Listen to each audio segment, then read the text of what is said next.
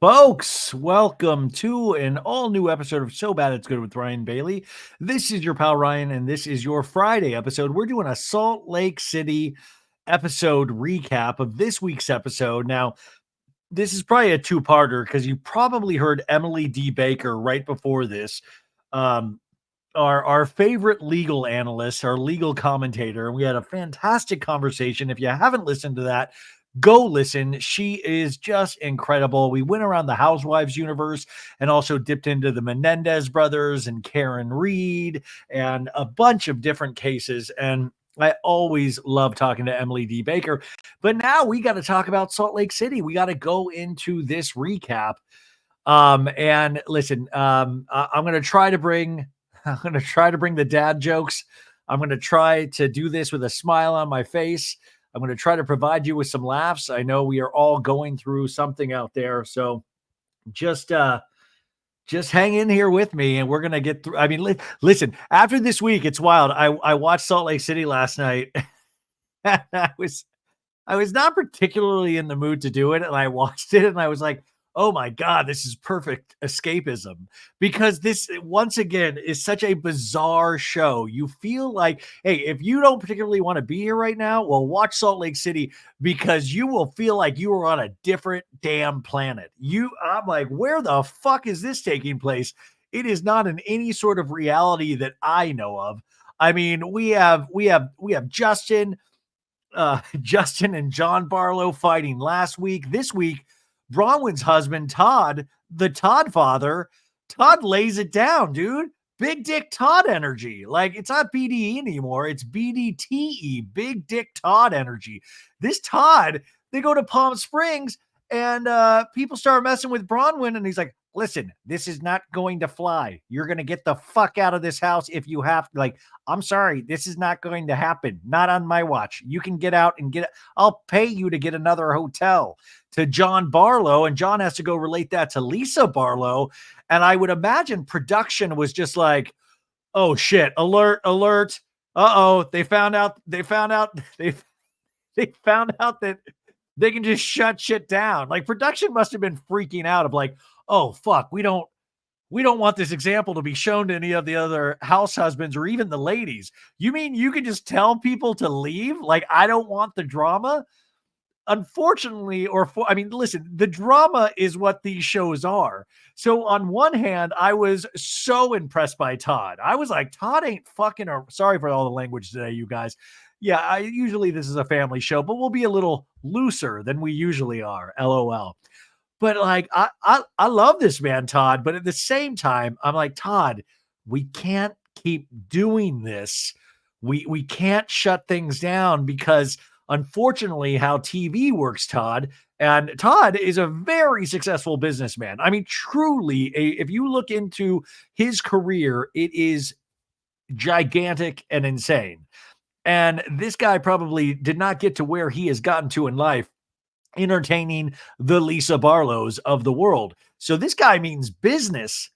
And that, unfortunately, like, I love it this one episode, but Todd, we might need to bar you from sets from here on out because I'm all for protecting your peace, but unfortunately, we have signed up to do a reality TV show. And how that works is that we create this drama and then we keep them in the same location so it can stew and then it can create another blow up on the same beautiful weekend at the same amazing house that you've booked in Palm Springs. Yeah, I'm with you, Todd. It is not relaxing at all. It's not what you want to spend. You know, if you're spending your money and your time on this beautiful place, you want to enjoy it. Unfortunately, you're in the Housewives now. It's like Guns N' Roses said, you're in the jungle, baby. You're gonna die. Welcome to the jungle. Bring you to your Lisa Barlow. That's what we're dealing with right now. And so I was so impressed by the Todd father, by Todd. I loved it. I just don't know if we can see it continue, because Todd ain't dicking around. Todd knows the game already, and we need people that participate in the game and potentially don't even know they're in a game. So, Todd, you have gotten my so bad it's good character of the week. I love you dearly. but it's with a caveat. It's with like, listen, you can do it this one time. I love it. I celebrate you. But from here on out, we need you to like not suck it up, because I can't tell you to suck it up because you're very rich and powerful, but you need to realize that reindeer games are going to be happening and you just got to step away. Go in, maybe work on some business, fire up that Wi-Fi and do what you need to do, and let everybody else fight it out. I mean, I could imagine Seth Marks was like, hey, oh my God, did you see how Todd handled that? Oh, I can't handle Meredith like that at all. I don't know. Hey, Todd, could you give me some advice before I go back to Columbus, Ohio a day early? Because I've got a big meeting at Big Lots. I'm trying to save the fucking company. And Meredith, she doesn't even want to listen to me, which I know, by the way, we also found out a very big revelation that Meredith Marks has started wearing hearing aids, which I think is amazing. I mean, truly, I love that revelation because that shit happens. It's very real. So good for her. But also now I'm kind of wondering, wait a second. All those times that I thought Meredith was potentially wasted, maybe she just couldn't hear. Like, I can't even fucking hear what's going on. Like, maybe she just legitimately has not heard a single word for these previous 4 seasons. Is there anything there? Also, Heather Gay, listen, she was near the bottom, if not the bottom of my power ranking list for Housewives in Salt Lake. But this is another episode. And you guys, I talked about this last week, but the Salt Lake City after show, which they have on Peacock, but there's also a podcast version of it. There is so much good information in the after show. And it's Heather Gay. It's just interesting because Heather Gay is extremely popular as a housewife, right? You cannot deny how popular she is. But now, and it's nothing to do with the weight loss and the surgery or the whatever she's doing with all of that. It's just to do with this mixture of wanting to be popular, realizing you are popular, but still having that kink of, I need to potentially kiss up to other people. And the hold that Lisa Barlow has on Heather. And Lisa Barlow is now treating Heather Gay with some respect. And I think in a normal world, Heather Gay should have taken that and like, oh, now you want to be my friend? F that for how you treated me from season 1, right? And also, guys, I am being, as always, very particular in my judgments. But just know, I do love all of the Housewives. This is just how I see the show. Now, remember, if a character, and I do think of them as characters, if they are not my favorite one season, that doesn't mean I'm locked into that for the rest of our lives. I mean, next season, it might be the best season of Heather Gay's life. I've just seen now, last season, by the end of it, I was like kind of tapping out. And then this season, it is just, I feel like what I'm watching is a free fall, but I don't think it's a free fall where anybody around her would notice. But I do think it's like it's Scooby-Doo. It's like Bronwyn and Mary Cosby are able to call Heather out on her shit and kind of see through Heather Gay. And Heather's like, I would have gotten away with it if it weren't for you 2 new not Mary Cosby's not new. There are these one new housewife and the other one who's finally making sense, Mary Cosby. It's like the end of a Scooby-Doo mystery. And I think Heather now, I mean, you got to look at this thing as like a really dumb chess match between everybody. It's like, okay, what move do I make? Who do I kiss up to? What information do I reveal behind somebody else's back? There are so many pieces that take to like kind of fit this Housewives puzzle together, which is what we come back and we watch it for. Now, this bums me out, you guys. I was looking at some of the ratings as I always do, and this is, I'm trying to find this screenshot. This is from an account, The Reality Rundown. And this is live viewership of the week of 10/28 to November 3rd. And number 1 for that week was Real Housewives of Orange County with 559,000 viewers. Now that's down 80,000 viewers from the previous week.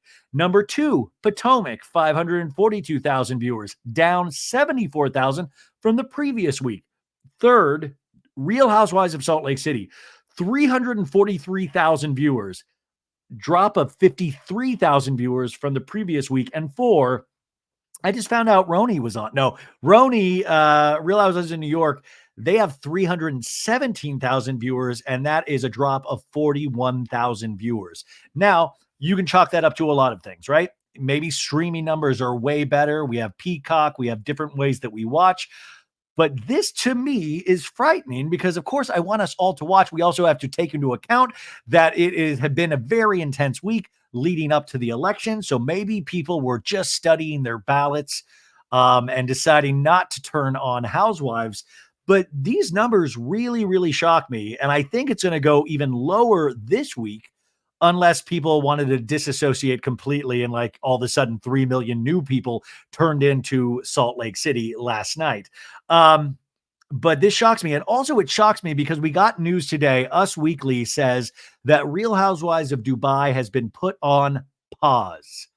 Dubai has been put on pause. So we got 2 seasons out of Dubai. And if you listen to So Bad It's Good on a regular basis, what did your old pal Ryan say? That yes, I thought this show was probably going to go the way of the dodo bird for a while. I thought maybe they might give it a 3rd season just because they put so much money into doing it, especially in Dubai. But it has been put on pause, according to Us Weekly. Now, if that means that, and you look at the numbers, because Summer House Martha's Vineyard, which was also put on pause, the Roni numbers are nearing what the Dubai numbers were. So my thought process is, does that mean Roni gets put on pause, or have we created more stars out of Roni? I mean, we got Jenna Lyons, we got Brynn, we got Jessel, Sai. I mean, have we created enough stars that would be worth bringing Roni back for a 3rd season? So there are a lot of machinations that go on with this, but I pay attention to this stuff because first off, I just love TV. And second off, I'm curious how we all consume television. And third, from a business standpoint, I always want to know those behind the scenes conversations of when do they choose to pull a plug? And remember, maybe same day ratings aren't obviously the only litmus test. I'm sure social media goes into it. There are all these different ways to generate publicity and buzz and clicks and all of that crap to get, because at the end of the day, remind you, TV is there to sell soap to you. TV was created as a way for people to advertise to us, right? If you're watching on YouTube or you're listening on the podcast, I think there are 3 commercial breaks during the show, right? I also want to remind you, that's why I do extra long shows, because I realize starting out as a podcast listener before I ever did a podcast, man, I don't like commercials either, right? So my thought process always is, well, give people something more. And that way, maybe they're more inclined to listen to those commercials, which will then help my show in the long run. But that's what it is. It's like we're consumers. That's why there's like age ranges broken down in the key 18 to, what is it? 18 to 39. What is it? The 18 to 39 average. What is it? Anyways, there's like key advertising demographics that advertisers are really trying to advertise to. And that's why certain numbers with these shows really matter. But Dubai is now, been put on pause. Will Roni follow? But you got to look at those numbers and say, oh my God, Salt Lake is nearing Roni numbers. What kind of world are we living in? So we got to get these Salt Lake numbers up because this is my favorite housewife show. I was on Jeff Lewis yesterday, and he asked me, what's your favorite housewife show on right now? I said, hands down, Salt Lake. And the funny thing is, I was talking about this with Maritza. This is not, tons of people listen to this podcast.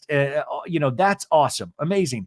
But Salt Lake, like the OC episodes do really well. Salt Lake's episodes do good, but not like amazing because I don't think enough people are watching Salt Lake. And I just think it is such a mistake. Listen, my 2028 campaign, it's going to be a lot of things, but one of those is going to be like, we got to watch Salt Lake. So if you're here and you haven't watched Salt Lake, I thank you for being here. And if you do watch Salt Lake, we're about to have hopefully a really damn good time. But it just shocks me because I thought, man, this is just classic Housewives. Now, I think there's no chance in hell Salt Lake will get canceled, at least for like another 3 seasons, even if the ratings dip low. We're 5 seasons in. This train has left the station, and they're providing week after week of bizarre, insane, funny, with a little bit of meaning content. it's there. All the characters are there. And now it's just this job of getting us to step up to the plate and watch. There are tons of other stories, but we're going to Salt Lake. You know what? I do want to mention one thing really quick.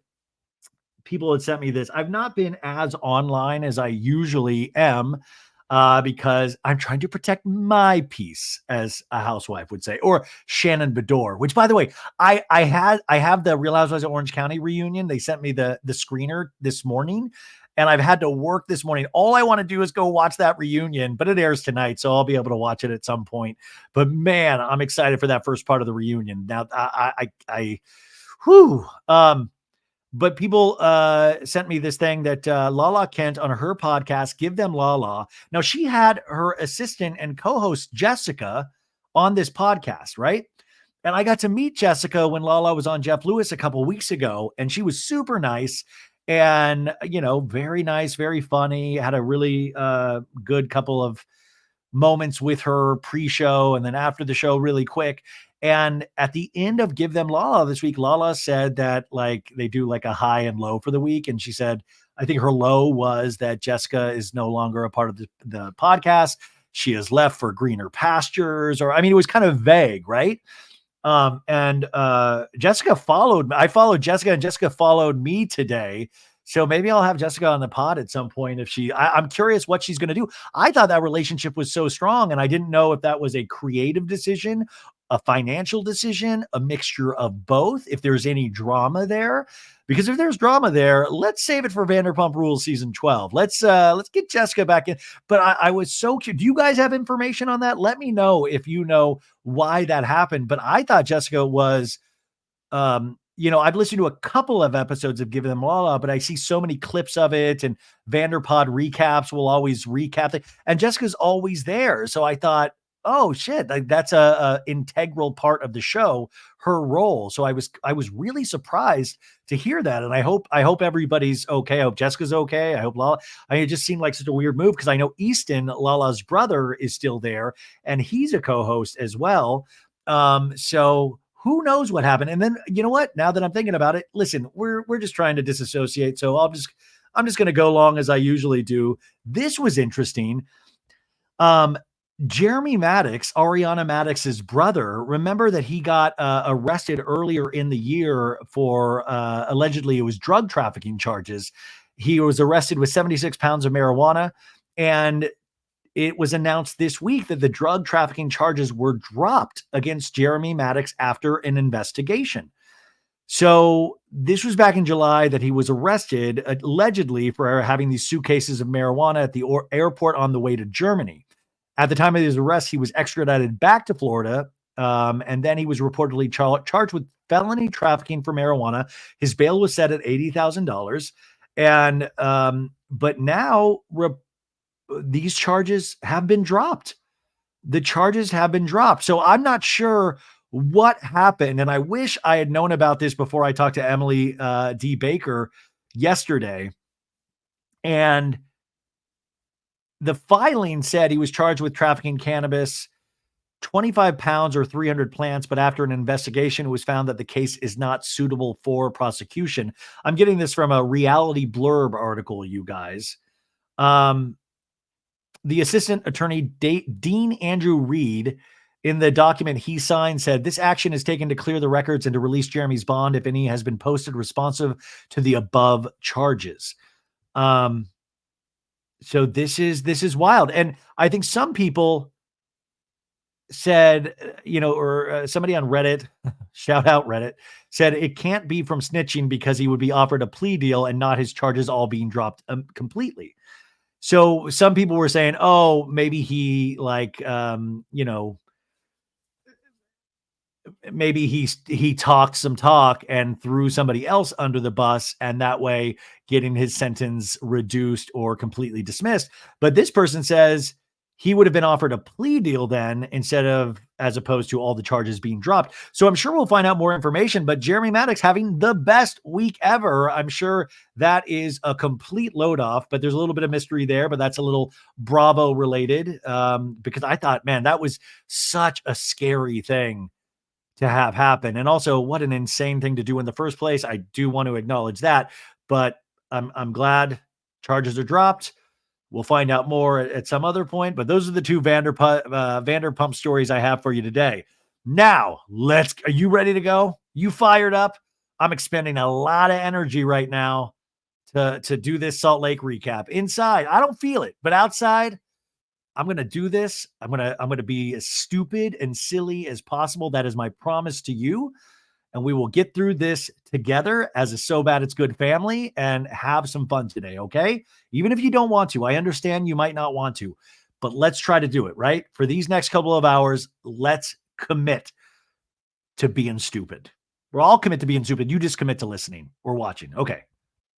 Okay. I had to pause to doom scroll on social media and check emails and stuff. And I just got this cameo request. And I wanted to listen. I'm thinking about so many things this week, like we all are, but it's important to remember also, not just what I'm going through or what you're going through, but what your neighbor is going through, what your friends are going through. And I got this cameo message. I hope it's okay to read to you guys, because I think as a group, we can send a lot of positive energy out there. This is from Stephanie. And you get a little message on Cameo that you're going to put in, and then the person that you hired to do the cameo can say the things that they want you to say. And this person sent a cameo to themselves, and they wanted a pep talk. And it said, "Hi Ryan, my name is Stephanie, and I'm a proud baddie. What up, baddie gang?" She says, "I was just diagnosed with intestinal cancer and will start chemo soon. I would love a pep talk. It would be cool if you threw in some Tom Sandoval. You're the best." Stephanie, holy moly, man. First off, I love you. We're rooting for you. Are you kidding me? I know this is such a scary time, and you've got this. You are a warrior, and I'm gonna send you a huge cameo and do whatever I can for you. And of course, I'm gonna throw in some Tom Sandoval right now for everyone. What's up, dude? What's up, Stephanie? Hey, sorry about the bad news, dude. Dude, you got to keep on rocking and rolling, dude. I wish I had Schwartz's mom. That's a little song that I wrote. It was kind of like a Weird Al Yankovic, where I took Tom Schwartz's mom and I put it in the lyrics instead of Stacy's mom. That's the peek behind the creative process, Stephanie. I'm not sure if you knew that, but listen. My buddy Ryan asked me to tell you how amazing you are and how strong you are. And now you're going to kick this intestinal cancer in the ass. What even are intestines, dude? Is that in your butt? What's going on there, dude? I'm not really sure too much about the human anatomy, dude. I know what makes a woman tick, though. I'll say that. Hey, what's up? Hey, I'm thinking about sending you a galaxy light. How about that, dude? I send all my friends a galaxy light, and that way you can just trip out when you're looking up at your ceiling, Stephanie. Yeah.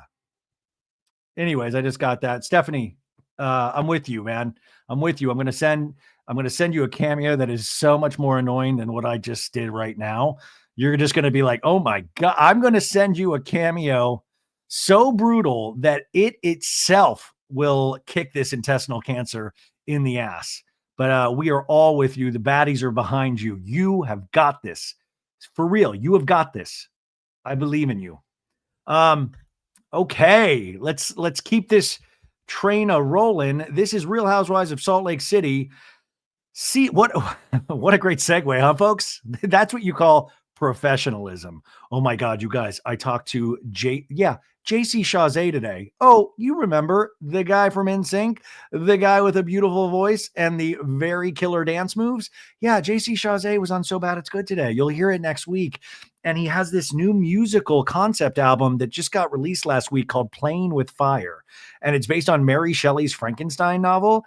And we got to really talk about the creative process. And I'm a musical theater geek. I know you're like, oh, shocking, Ryan. I didn't know you'd be a musical theater geek, but I am. But this thing is more than musical theater because it's got some bops, man. It's like you can tell that this guy is a pop music connoisseur, because there are some of these where I'm like, damn, this is a JC Chasez album. So we had to talk a lot about that and other things. And I was so damn nervous. I was a JC guy. You know, everybody had their favorite in sinker, and I know I'm a straight dude, but I still JC was my dude. I thought he was the best looking one, the best voice, best dance moves, and yes, I thought Justin was good too. And as time goes on, I think Chris and Joey and Lance, obviously, I think they're all an incredible group, and we did get to talk about them reuniting, and we got a couple little good facts, and I was just so appreciative. He was such a normal dude. I think I was like Chris Farley. You know that sketch on SNL where it was called, I think, the Chris Farley Show, and he would have people like Paul McCartney on, and he'd be like, "Oh, do you remember when you were in the Beatles? Do you remember that?" And Paul would be like, "Of course I do. Of course I do, Chris." And he'd be like, "Oh, dumb question. Idiot." That's legitimately how I felt the JC Chasez interview went. I think there are a lot of good moments, but man, I was excited. I was texting with Danny Pellegrino earlier today because he got to talk to JC in person like a week and a half ago. Ours was virtual, and we were just talking back and forth about JC. And I mean, thank you guys for allowing me to do this job where not only do I get to make fun of reality shows and Housewives and Vanderpump, but I actually get to talk to people that I'm a fan of, that I get to like go. I mean, I could have never imagined. You know how sometimes I'll ask guests if they imagined where they would be today. And some people are like, yeah, I can't imagine. I did dream all of this. Man, I didn't dream any of this. I just really loved the things that I was listening to, watching, or reading. And I'm just so damn I've got to remind myself, like in moments like this, when I'm talking to you guys and talking out loud, I can express that. But sometimes I've got to remember that every day when I'm in my head and I'm just like negative self-talking or worried about the world or worried about you guys or worried about my family. I got to remember how damn lucky I am. Another great segue. Woo! Pivot Central over here. Okay, season 5, episode 8. This is called The Desert and the Deserted. I see what you did there, Bravo. You took desert and then you added the ED, deserted.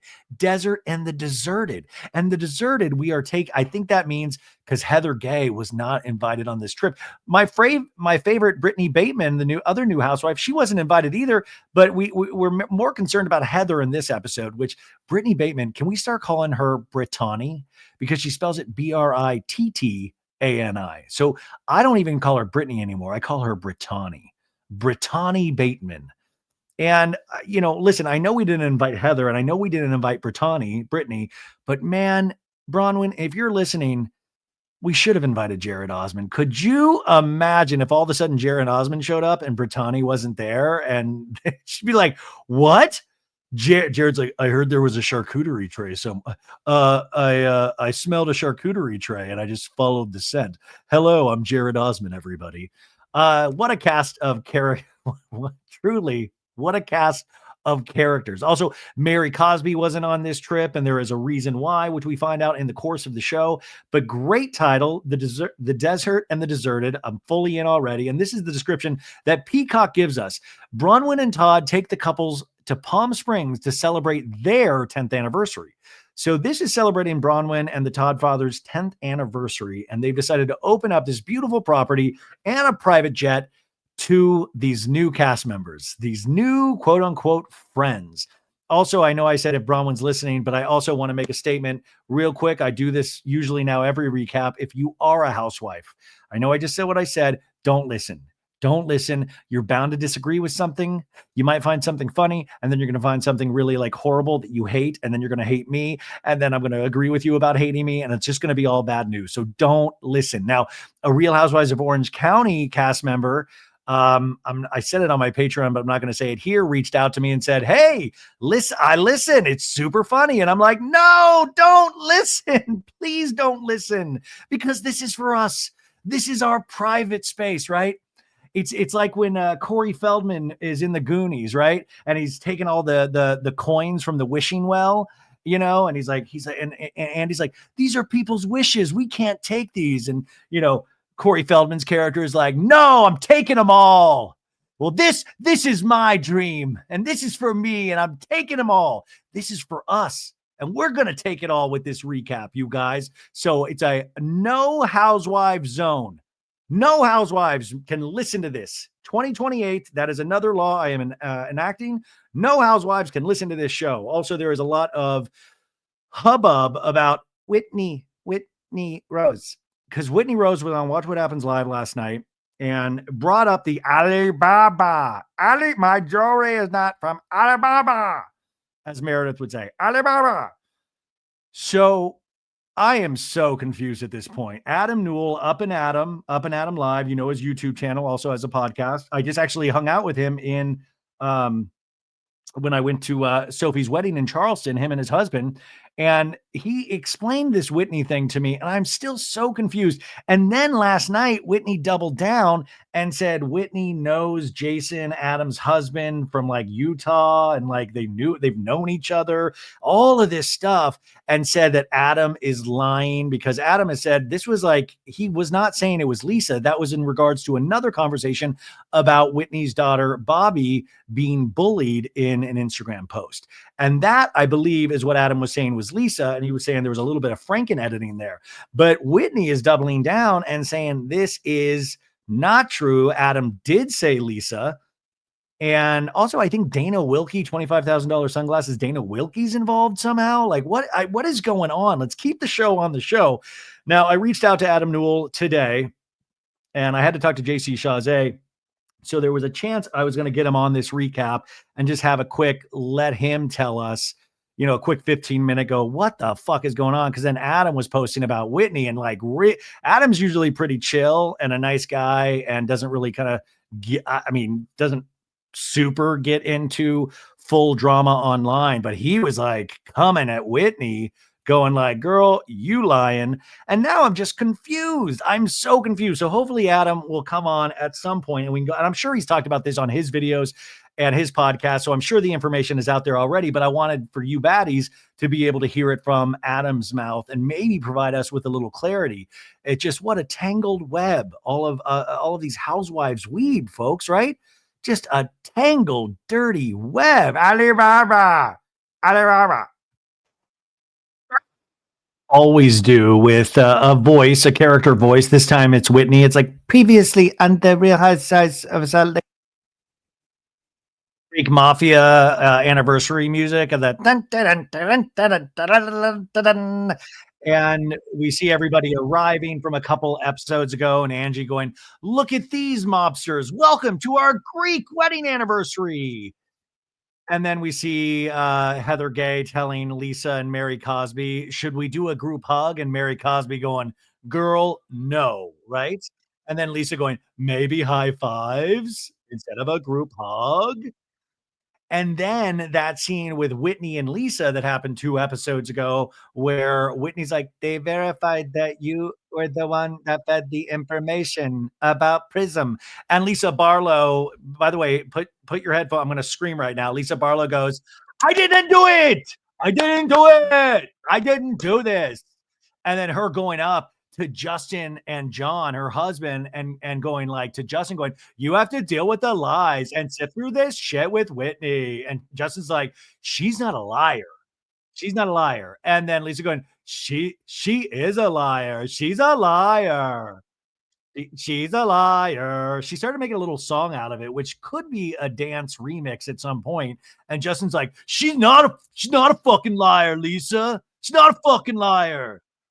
And then at some point, John has to put his hand on Justin, remember? And Justin's like, get your hand off me, brother. Get him the fuck away from me, production. And John saying, don't say those effing words to my wife. And Justin going, I'm going to pound his ass, dude. I don't care what Greek Mafia thing we're celebrating tonight. I'm going to pound Barlow's ass. And then in that scene where 2 men got together over a big plate of smashed taters, remember that awkward scene from last week where John was like, I'm hearing very, very, very good things about the smashed potatoes here. So we definitely got to get that. And, Justin going, yeah, the smashed taters sound good. And John eventually goes, I think Lisa would like an apology.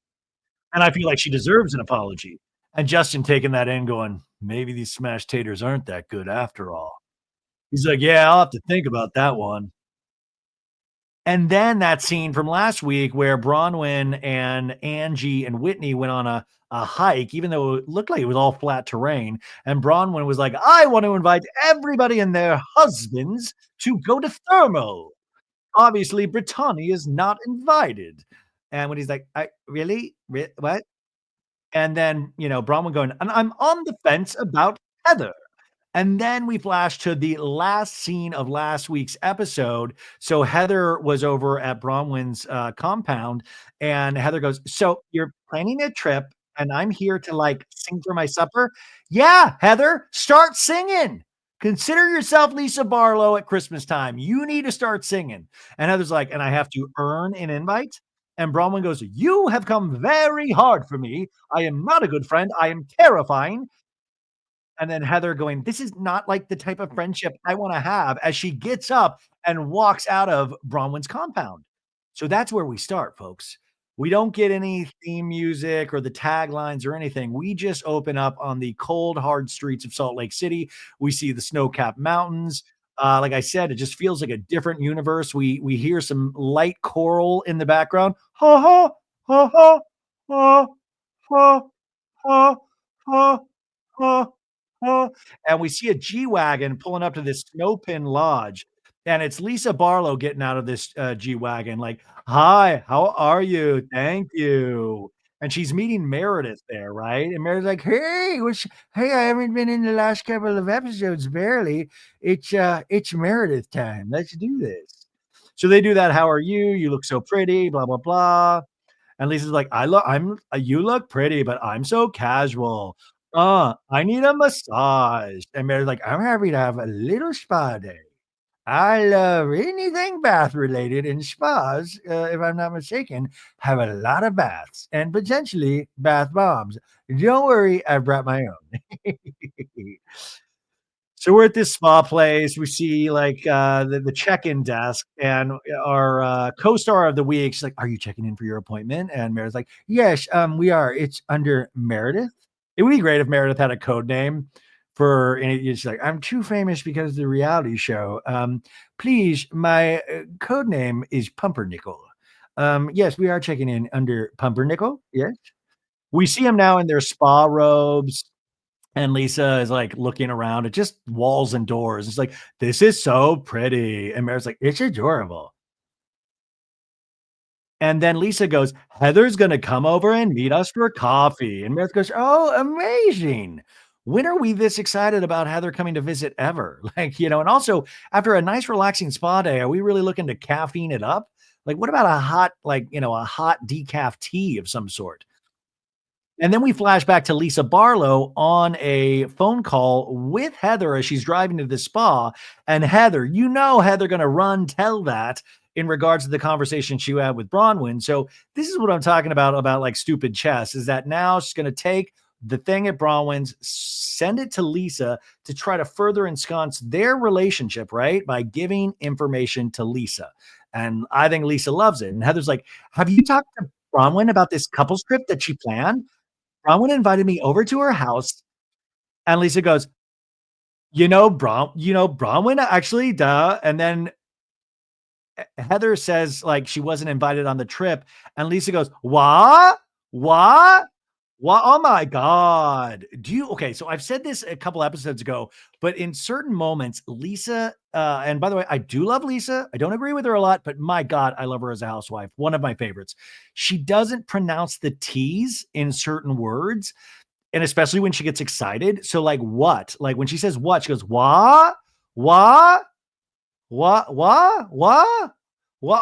What? What?" Anyways, Lisa's like, "I'm on my way to the Stillwater Spa to meet Meredith. Come up here. I want to hear everything. This is so weird." Now, if we're to believe the rules of this show, shouldn't Heather Gay be upset that she wasn't initially invited to the massage with Meredith? Because that's the whole name of the game, is being upset that you're not invited to things. So, of course, this is probably not staged, but set up to a degree because they have to bring an extra mic pack because Heather's going to meet him. Like, I don't think this is just willy nilly, like, surprise. Well, why don't you come meet us for hot stone massages? So who knows? But I mean, if I was Heather and she's offended about other things, wouldn't she be offended of like, oh, come meet you for massages? You're filming? What? Why wasn't I invited to that? Anywho, we cut to the ladies getting a couples massage, getting massage. And Meredith goes, I like love getting massages. I love when Seth rubs my body with hot stones, but other people can rub it too. Masseurs, massage therapists.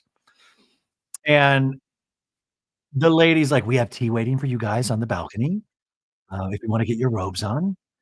And Lisa's like, "Alright, thank you so much. It was amazing." So, now they have their robes on, they're outside, they're gonna have their hot tea, and they have, like, this stunning view. It almost looks like like, looks like a CGI film or something. I'm like, "Is this on a soundstage?" Because it is so, like, tree-filled and snowy. Anyways, Meredith tells Lisa, goes, "Hey, I am trying to get my whole family in for my bat mitzvah." And Lisa's like, "You need to. Like, who would we bring in? Who would we bring in? Myra?" And Meredith goes, I mean, yeah, like, it's my bat mitzvah. My mother just confirmed today that she'll come, and I'm like, "Okay." And Lisa's like, "Oh my gosh, I love that." I love it, like, your actual mother coming to a big event in your life. Who would have thunk it? I love it. And now at this point, we see Heather's G-Wagon pull up, and Heather goes, "Keys are in it," to the guy, like, doing the valet. "Keys are in it. Thank you so much. I'm Heather." And then she comes out to where the ladies are enjoying tea, and Lisa's like, "How's it going?" And Heather's like, "Good. Thanks for letting me crash the spa." And then Mary's like, "I love your jacket, Heather." Like, Heather now is all of a sudden being complimented right and left, and Lisa's like, What happening, Heather? What's happening, Heather?" And then Meredith, ignores that question and goes, guess what I'm doing?" And Heather goes, "I don't know. What? What is it?" I'm getting bat mitzvahed. I'm getting bat mitzvahed." And Heather goes, "You are? Personally?" I mean, she all of a sudden is on a 20. Like, I'm like, "Let's chill out with potential Adderall and whatever caffeine we're taking. You shut up. You are a bat mitzvah. Get out of town." And Mary's like, "Yeah, I've never done it. Never." And Heather just "Shut up! Shut that front door! What? No! What?" And Lisa's like, "Isn't that amazing?" And Mary's like, "I'm doing it. I'm doing it. So I'm super excited." And then Heather goes, "Well, make sure I'm invited to the bat mitzvah. I don't wanna get left out." And Meredith goes, "Honey, I wasn't telling you because you weren't invited." It would have been funny if Meredith goes, "Okay, we'll see what we can do. Yeah. Are you good with not having a plush one? It's gonna be a lot of people. It's you, the rapper Chingy, Charo will be there. Of course, we've got invitations out to Andy Cohen, Jen Shaw. She has put her invite in as TBD, so we'll see where that lands. But yeah, if we could, we'll try to make some space. But then Heather goes, "Well, being not invited, I mean, that seems to be what happened with me and Bronwyn." And Lisa's like, "What? Wait, what? What is going on?" And Heather goes, "Okay, so this morning, Bronwyn this was just this morning, that scene. This morning, Bronwyn invited me over to her house. I assumed it was because she wanted to make up and, like, just move forward. Like, I was invited for her to tell me that how I'm a shitty person." And Lisa goes, "Yeah, but she hasn't even really spent any time with you." I like that Lisa's like, "What is she basing that on?" Like, I totally get it if she had spent more time, and then I could see her coming to that conclusion. But she doesn't have receipts, proof, timeline. Do you get it? LOL. Lisa goes, "How does she even know what kind of person you are?" And Heather just goes, I don't know. She basically told me that she has this group trip planned, and she was gonna wait and see if she was gonna include me or not. And Lisa goes, "What? What? What?" And Heather goes, "She brought up a lot of weird stuff. She was apologizing to me. I never really heard her say she was sorry." I was confused about what she was even apologizing about." And Meredith gives this look like, "What? That does sound crazy. Wow." And Heather goes, "And then she was like, 'Now what would you like to apologize to me for?'" And Lisa goes, "What? What? What?" Heather goes, "She was talking all over the place, mincing words, and she's like, getting mad at me for asking if she has a prenup. Like, can you see the world you're living and I lack self-awareness? Like, you are manipulating me and you are spinning this." It was weird. And then apparently I needed to apologize for it and make good, otherwise I wasn't gonna be included on the friend trip. We were going around in circles. It was clear like we weren't getting anywhere good, and then I grabbed my stuff and I left. Also, her dog shit on the floor. No, this is exactly what Bronwyn is talking about towards the end of this episode with Lisa. So Heather just unloaded and said a lot of like kind of, what I think maybe Heather is trying, talk about spinning stories. That's her spin on the story, right? Everybody has their side of the story. But in this moment, Bronwyn thinks Lisa should have been like, "That doesn't sound like Bronwyn. You need to get to know her more." Instead, Lisa kind of just lets this diatribe happen. So I gotta say, I understand Bronwyn's anger because Bronwyn does seem concerned about Lisa's feelings and how she does, it seems like in small ways, tries to protect Lisa, right? And Lisa goes, "This makes me sad. Like, I want you to come on the trip with us." So all of a sudden, we've gone from first season Lisa Barlow not wanting anything to do with good time girl Heather, and now we are here where it's like, "That makes me sad." And then Heather's like, "Well, like, what is your version of your friendship with her? Because when I got there, she told me that she had to FaceTime you and make sure that everything was cool so that you could come on the trip too." And Lisa goes, "I got off the call and was very irritated because I'm like, it's not what she said, it's the way she said it." She's like, "Are John and, Justin gonna be okay? I just wanna make sure they're gonna be okay." And I'm like, "My husband is a CEO of a company, like, he's gonna be just fine." But you've gotta understand, man, we've got the Todd father. Todd's an act like, I mean, listen, John, Lisa, probably super successful, right? I really like John. I think he's a straight shooter, but, like, Bronwyn's married also to a very big kind of company guy. And maybe Bronwyn is like, "Yeah, I got to make sure you guys are okay because Todd, doesn't, he'll turn into the Incredible Hulk and throw your asses on the road." So is that crazy to ask? Like, is everybody going to be okay? Like, I kind of understand it after seeing Todd react on the first day on the trip. So Bronwyn, we flash back to that FaceTime, and Bronwyn's like, "I was a little worried you might not want to come because I did invite Whitney and Justin. You guys are okay, right? You could be there with Whitney and Justin." And Lisa's like, "Yeah, oh my God, totally fine. No, that's not." And Bronwyn's like, "That's not an issue? No, not at all.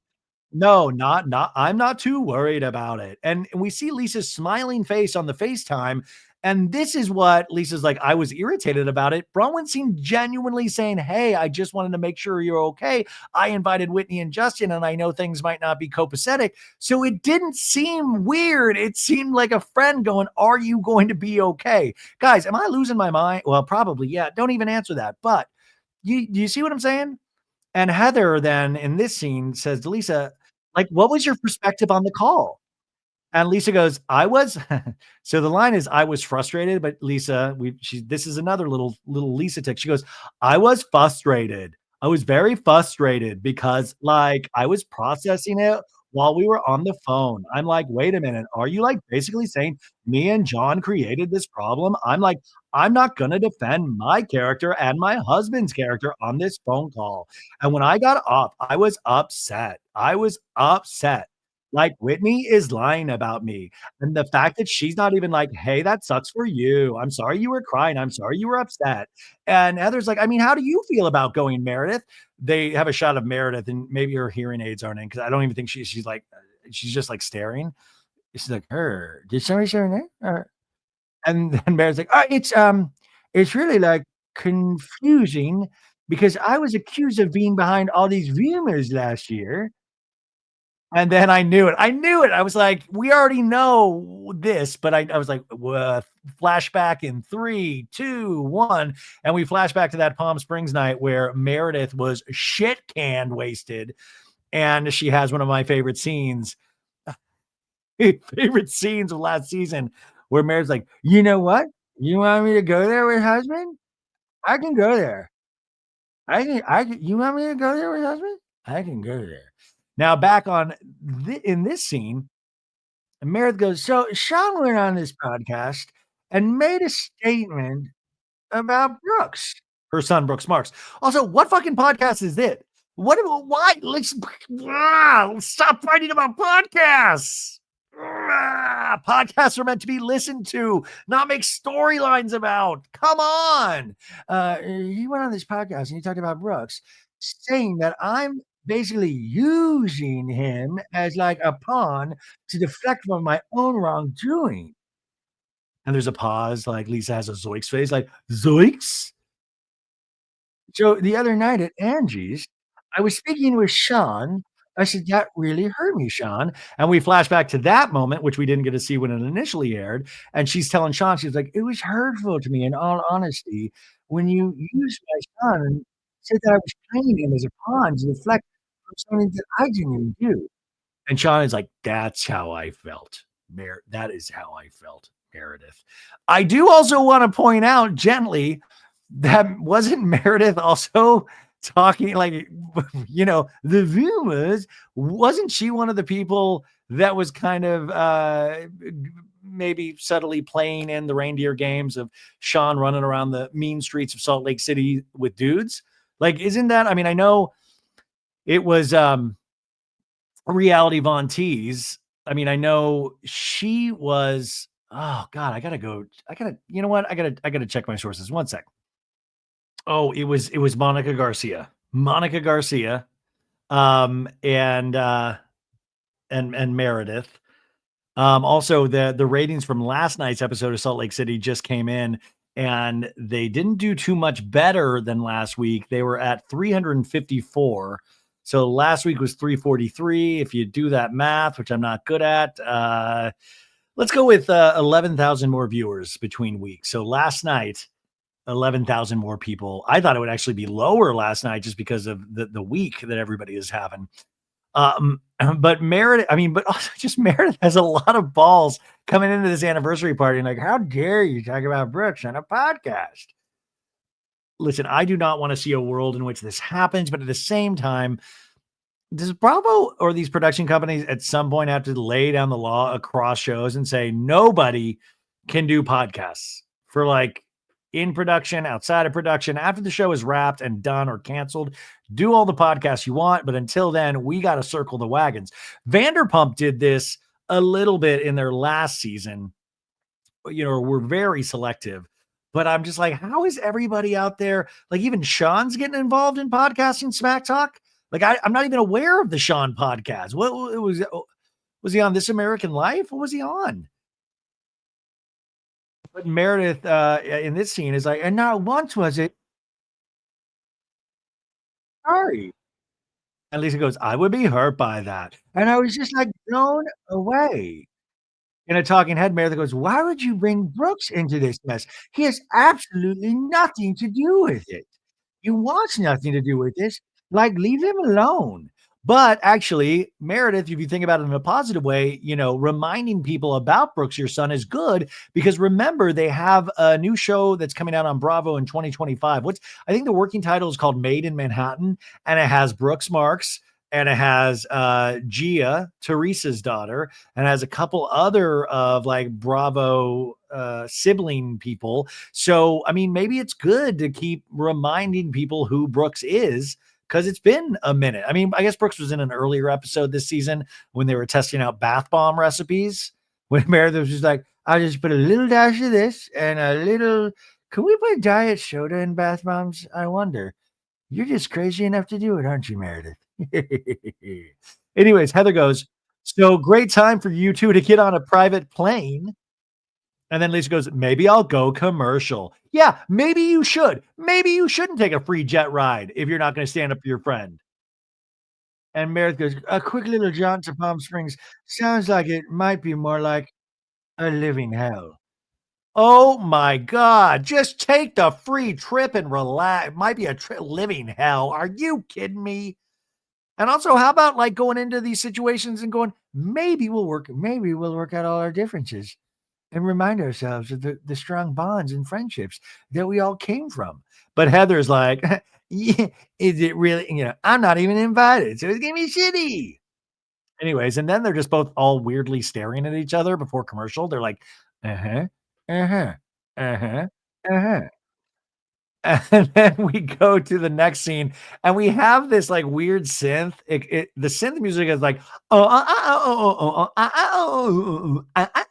it's so bizarre. And we were at, what looks like a compound, and it's Bronwyn's compound, and, her 2 of her dogs are coming in, and they're all dressed in the same jammies. It's like these blue and yellow and white, I don't know, what are they, like, eggs? Like like when you crack an egg and you make uh guys, my mind is fried. I'm like, and you make an anyways, it looks like a bunch of eggs on her jammies, and then her dogs are in the same jammies. And Bronwyn's like, "I can't have you getting in trouble while I'm packing. Okay, girls, let's pack. Should we try calling your dad? Should we call him and see what he has to say? I wonder if he's awake." And she FaceTimes the Todd father, and Todd picks up, and he's like, "Hey." She's like, "What's going on? How's Korea?" So I guess he's in Korea, and he's like, "It's very good. I've had some very good meetings yesterday i i in Korea, and I enjoyed, a Japanese restaurant in the hotel." And Bronwyn's like, "Of course you did. Of course you did. Are you ready to fly all the way back here so you can fly to Palm Springs with me on Saturday?" And so Todd, Todd's not even looking into the FaceTime camera. He's just like, "So how are things going with your friends?" Rowan's like, Mary can't make the trip." And I was like, "No, I wanted Mary to be on this trip so bad." And we see Bronwyn, previous scene, FaceTiming Mary, and Mary's in her closet, and she's like, "Thank you for the invite. Unfortunately, I won't be able to come." And I was like, "Boo, Mary, why? Are you kidding me? You need to go on this trip." And then she says, "I'm going to spend the weekend with my son." And I was like, "Oh, I get it. Totally." Her son is having issues. We've talked about it in previous episodes. So I'm like, I totally get it. Yeah, Mary, yeah, stay home, be with your son. But man, I'm going to miss you. I never thought I would see the day where I would say, I want Mary Cosby to go on a cast trip. I'm like, oh my God. She's been ziplining. She's been doing all the activities. She went to a dance class. I mean, she probably would light herself on fire if the producers asked at this point, but she can't go. But she has to spend time with her son. I totally get it. And back on the FaceTime with Todd, Brahma goes, "And I told you Heather came over and it didn't go well. So I didn't obviously extend an invitation as she was storming out of the house. So she's not coming. So I'm really hoping it goes well, Todd." And Todd goes, "We've talked about this before. I really don't want to have a weekend of drama." And at this point, I'm even like shitting my pants. I'm like, "Oh, Todd, do you know this isn't Better Home and Gardens show? This is Real Housewives. This is what we don't take a cast trip unless there is going to be drama. That's one of the rules." And Bro was like, "Well, I don't want drama either, Todd. I'm not going to make this trip about that, right? It's about you and I. This really means a lot to me that we're doing this." And Todd goes, "We'll see, I guess, as the wise man says." Yep, we'll see, Todd. Is the wise man Todd that said that? We'll see, I guess, as the wise man said. I love Todd, man. Love him. So we still music. And we go over to Angie K's house compound. All of these Salt Lake homes look like they're just concrete. Like it looks like they're all bunkers. Like I'm staring at Angie K's like cement wall. Like, is this actual just cement? Like it's all cement walls, and then it'll like her family photo with the horse and all that on the wall. But it's cement just always seems so uninviting. Ah, but, her husband, Sean, is like, "I'm assuming that we can pack pretty light. It's gonna be warm." And Angie's like, "Private jet, it can't weigh too much. I got this little Ferrari outfit." And he's like, "Very cool, very cool." He's not even looking at it. "I got this fancy dinner outfit. I got my new shoes," and she has this Versace box. She's like, "Gotta love a little package came in just in time for the trip. I'm Greek." And her husband's like, "I didn't see that one hit the Amex. I didn't see that one hit the Amex." God, just imagine their Amex bills, you guys. And Angie's like, "Well, can you believe we're going on a couples trip? I think it's gonna be fun." And he's like, "Well, how do you feel about your dynamic right now?" So this is like standard housewives trope where they'll have a couple scene and the man usually is in charge of how do you feel about such and such? How do you feel about such and such? Because I mean, that I can just imagine that's literally what he's told to ask. How do you feel about such and such relationship with such and such? And he's like, right now our friendship is not what it was, and I don't know how we'll back to that, and it's like, I let her kinda get away with being kinda mean to me at times, and Sean goes, "A lot, not just a lot, a lot. You let her get away with that a lot." And Angie goes, "I know. Not good, not good." Versace! And then we go out of that scene, more funny music, and we're over at Whitney and Justin's, and he's like, "Are you packing already, Whitney?" And Whitney's like, "Yeah, I gotta pick my outfits. I ordered some stuff. Do you think it's gonna be fun?" And Justin's like, "Yeah. What do you think it's gonna be like with you and John?" And Justin's like, "I feel like John and I are gonna be fine. I told you about the smashed taters that we had.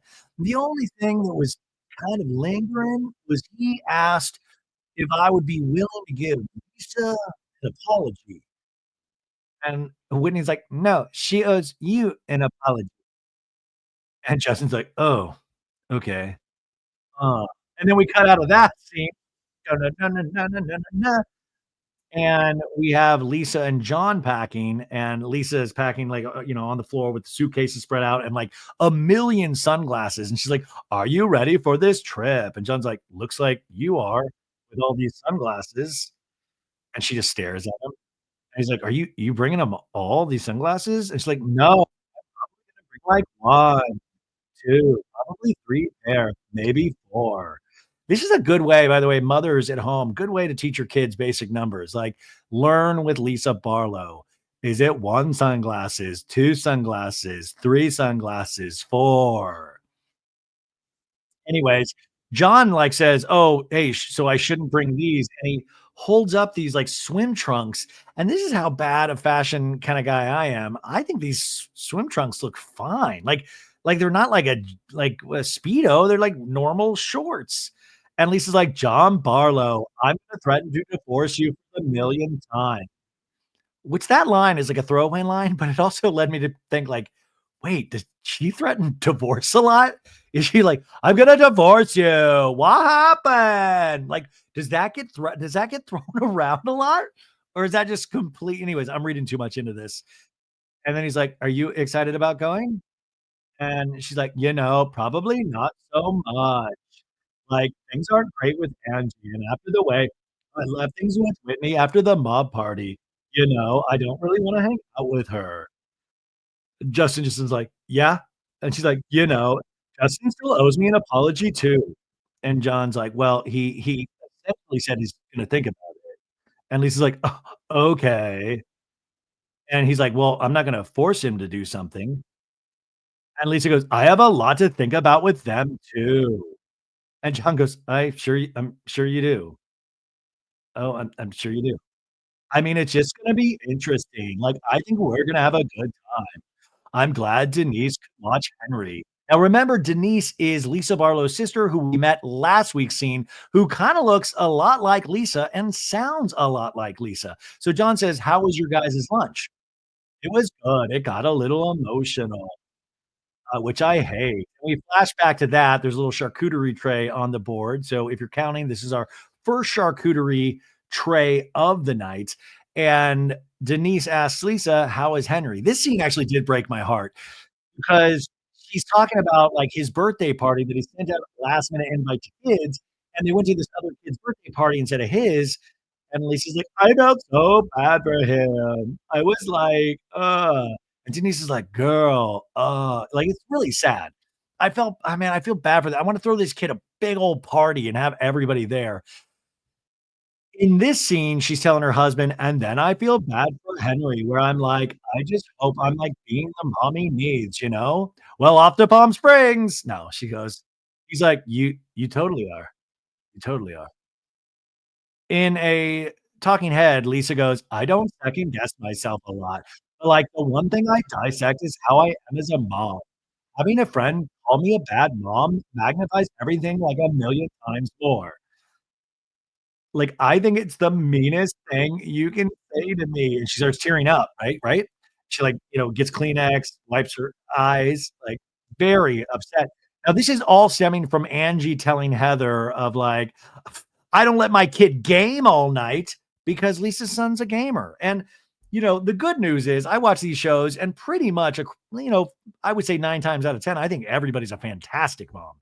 So, Angie K didn't come out right and say this, but said, "Oh, there's different set of rules over there," right? So Lisa is very upset about this. But also, this is like the one thing where I think Lisa has nothing to worry about. Fuck them. You're a great mom. You got other things. You got some other issues, but this I don't think is your issue at all. So she's crying again in the scene with John, and she's like, "I don't know why it makes me emotional." Ha ha ha ha. Whew. Of course it makes you emotional. It's your kids, and one of them is on right now. You don't get to see them. Okay, so we now pull up to the I don't know, some private airfield.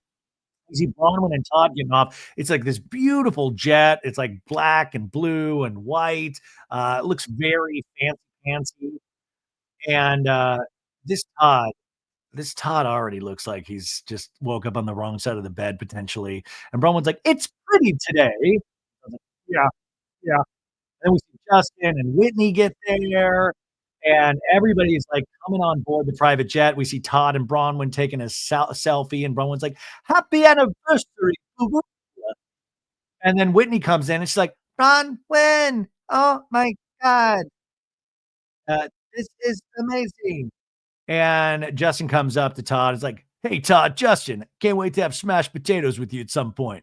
He's like, "Justin, nice to meet you." And just is like, "Absolute pleasure, brother. Absolute pleasure." And then Bronwyn says, "Well, do you mind? I don't have to sit you next to Lisa. We can have Angie right here." And Winnie goes, "I don't want to have any drama on the plane. Yeah, I didn't get my jewelry at Alibaba." But anyways, Whitney's like, "No, I don't wanna have any drama," and Bravo's like, "No, no, no, no, no, I totally understand. I don't want drama either." Obviously, the production once again of like, "Ladies, can we not say out loud we don't want drama? I have to remind you what the show is." Now, Bronwyn then in a talking head does a stewardess voice of like, "Ladies and gentlemen, welcome aboard Bronwyn Air Flight 323 bound for Palm Springs, California." And then now we see Angie get there, Sean gets there, her voiceover continues, "Please make sure all of your luxury carry-on items are safely stowed. Although I doubt some of the baggage you ladies are carrying will fit in the overhead compartments." And Lisa comes in and goes, "Hi, Todd. Good morning." I was like, "There she is. All right." And then we see Meredith come on, and Lisa's like, "Where's everybody sitting?" And then the voiceover continues, "For the safety of everyone, please make sure you are not seated next to anyone you are currently feuding with." Now, nobody can sit anywhere if this is the rules. And then we find out, I didn't see him enter, but fucking Seth Marks is there. "What's up, you guys? Hey, so bad it's good. Did you miss me? Seth Marks is back on the scene. Hey, I'm not in Columbus, Ohio anymore. I'm on this fucking jet. Yeah, let's get weird. I want to feel my wife's boobs in a bathtub this weekend." And he asked the attendant, he goes, "Is this a dry flight or a wet flight?" You know? And Meredith goes, "Are you drinking at 7 in the morning?" Kinda like, "We just stopped drinking at 3 AM. Why are you doing that? What is wrong with you?" Bronwyn's voiceover continues, "Now sit back, relax, and try to enjoy the flight. After all, it's a private jet I'm paying for." Sing it, sister. You know what I'm saying? If you invite me on this jet, you are gonna have no problems all weekend long. I'm just gonna be in that jacuzzi, probably wearing a t-shirt because I don't like to show any kind of skin, but I am going to be quiet as a church mouse. And then we go to commercial, right? Woo! Fun. So we're off this free private jet, and there are two cars to pick everybody up. So we've got a division of the cast in the cars, and usually that's a good time to talk about who we're angry with and so forth, so on and so forth, right? So in the one car, which by the way, they're all excited, like we have warm weather. So we have Sean, Justin, Whitney, Angie K, and Bronwyn and Todd in one car. And Angie is in between Sean and Justin. And Angie's like, it's dangerous to be in between the husbands in this group. And Bronwyn was like, at your house, it was the other night. And Angie's like, I want to be respectful and, touching Justin. And Justin's like, I'm not stepping towards you. And then he's like, "Okay, don't step towards me, Greek mafia, remember, I'm Greek." She says, "I'm Greek, and I'll step back." And Todd's in the front of like, "Oh, what are you guys?" You just imagine he's like, "What are you fucking Todd? Why does this lady keep saying Greek? My god." And then out on the other car, we have Meredith, Lisa, John Barlow, and Lisa Barlow. And Seth is like, "I've been so out to lunch lately. Meredith told me there was an altercation with you and Justin, John." And John's like, "Lisa came over, as Lisa does." I love the as Lisa, like, this is recurring, and she's like, "How do you deal with your wife? She's a fucking liar." And in the past, we've always had this kind of understanding from the beginning, and Seth is like, "It's a pact. It's a brotherhood." And John's like, "Yeah, stay out of our wives' business. Yeah, we don't let the motion of the ocean with these females affect the brotherhood of Salt Lake. No way." And then Seth's like, "You got it back to balance?" And he goes, "Yeah, yeah, we had smashed taters, if that's what you're talking about." And John's like, "No, I think it's balanced, it's close to." I love in this shot, you can see like the cameras that they set up, like they suctioned it to the sunroof of the car, and you see these like tiny HD cameras that they're shooting the ladies with in the backseat, and then they got another camera, I assume, for the men. But you can also see the battery pack, like there's an extended battery pack that I like use for a cell phone, and so it's like I love the technology aspect of this on the road. Um, but John's like, "I don't know if it's completely balanced," you know? And Lisa's like, "It's not balanced." And Seth's like, "Well, then it's not balanced." Back in the Oh, then no, sorry, Lisa goes, "I have to tell you what was so awkward for me when I got on the plane. Like, I saw Justin and Whitney. I went, ugh," and like, "Your wife's a liar." I love how she always sing songs it. And I was like, "Your wife's a liar, and you're lying for her. I get that Bronwyn invited her, but it's awkward. It doesn't make it less awkward." Now in the other, car, Bronwyn is saying, "It was kind of weird on the plane. I was talking to Lisa and Meredith. We were talking about Heather and I's conversation, and then we flash back to the plane, no linear storytelling, always in flashbacks, and, Lisa asks, Bronwyn and goes, What happened with Heather?" "I had Heather over, and I tried to talk things out with her, Lisa, and it just didn't go well." And Lisa's like, "You guys didn't get anywhere." And now Lisa already knows it didn't get anywhere because Heather came to that massage thing, you know? And Braun was like, "She left in the middle of the conversation," you know? And Meredith is listening to this as well. And Lisa's like, "I'm shocked because I didn't think anything was that deep." And bro was like, "I don't know. I started off by saying to her, I want to understand what I've done that's upset you so much." And she was like, "So you want to give me an insincere apology?" And I was like, "No, I will give you a sincere apology. I just need to understand what it is you're upset about." And she couldn't really tell me what she was upset about. And Lisa goes, "When Heather's your friend, she's really your friend." Okay, Confucius. What? And Brahman looks like, what? Like, huh? Oh, interesting. So, Bronwyn in the car goes, "They were trying to explain to me what Heather's point of view was." And Angie's like, "So are they agreeing with her?" "Yes, I mean, I'm incredibly hurt by my conversation with Meredith and Lisa from the plane," she says in a talking head. "If they spoke to Heather and heard her side of things, I don't know why they weren't open to hearing my side of things. Lisa says, I just think there's two sides to every story in the car ride. And I feel like Heather and Bronwyn are 180 from each other. And Bronwyn might be 180 from me too. Like, what are you talking about? Bronwyn in her talking head says, like, if you agree with Heather that I'm two faced and bitchy, and Todd's too stupid to realize I'm a gold digger, why the fuck are you here? I mean, very true, right? Very true. And Angie in the car says, it's not okay, right? And Rowan's like, "It's not okay." I wish there was a shot of Todd right here. Todd like, "God damn it, it's starting already. This is crazy. I don't need this. And why does the Greek one keep talking?"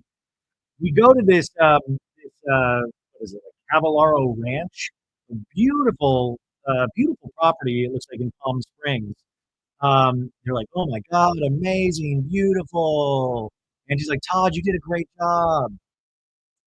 So Bronwyn's like, "Yay, okay, we can take a tour and pick rooms." I wish they did it real world style. Remember back in the Real World MTV reality series? My favorite was in the roommates would get there and they would like choose their room first, or they would like fight for the good rooms. Like room picking is like just classic reality show fodder.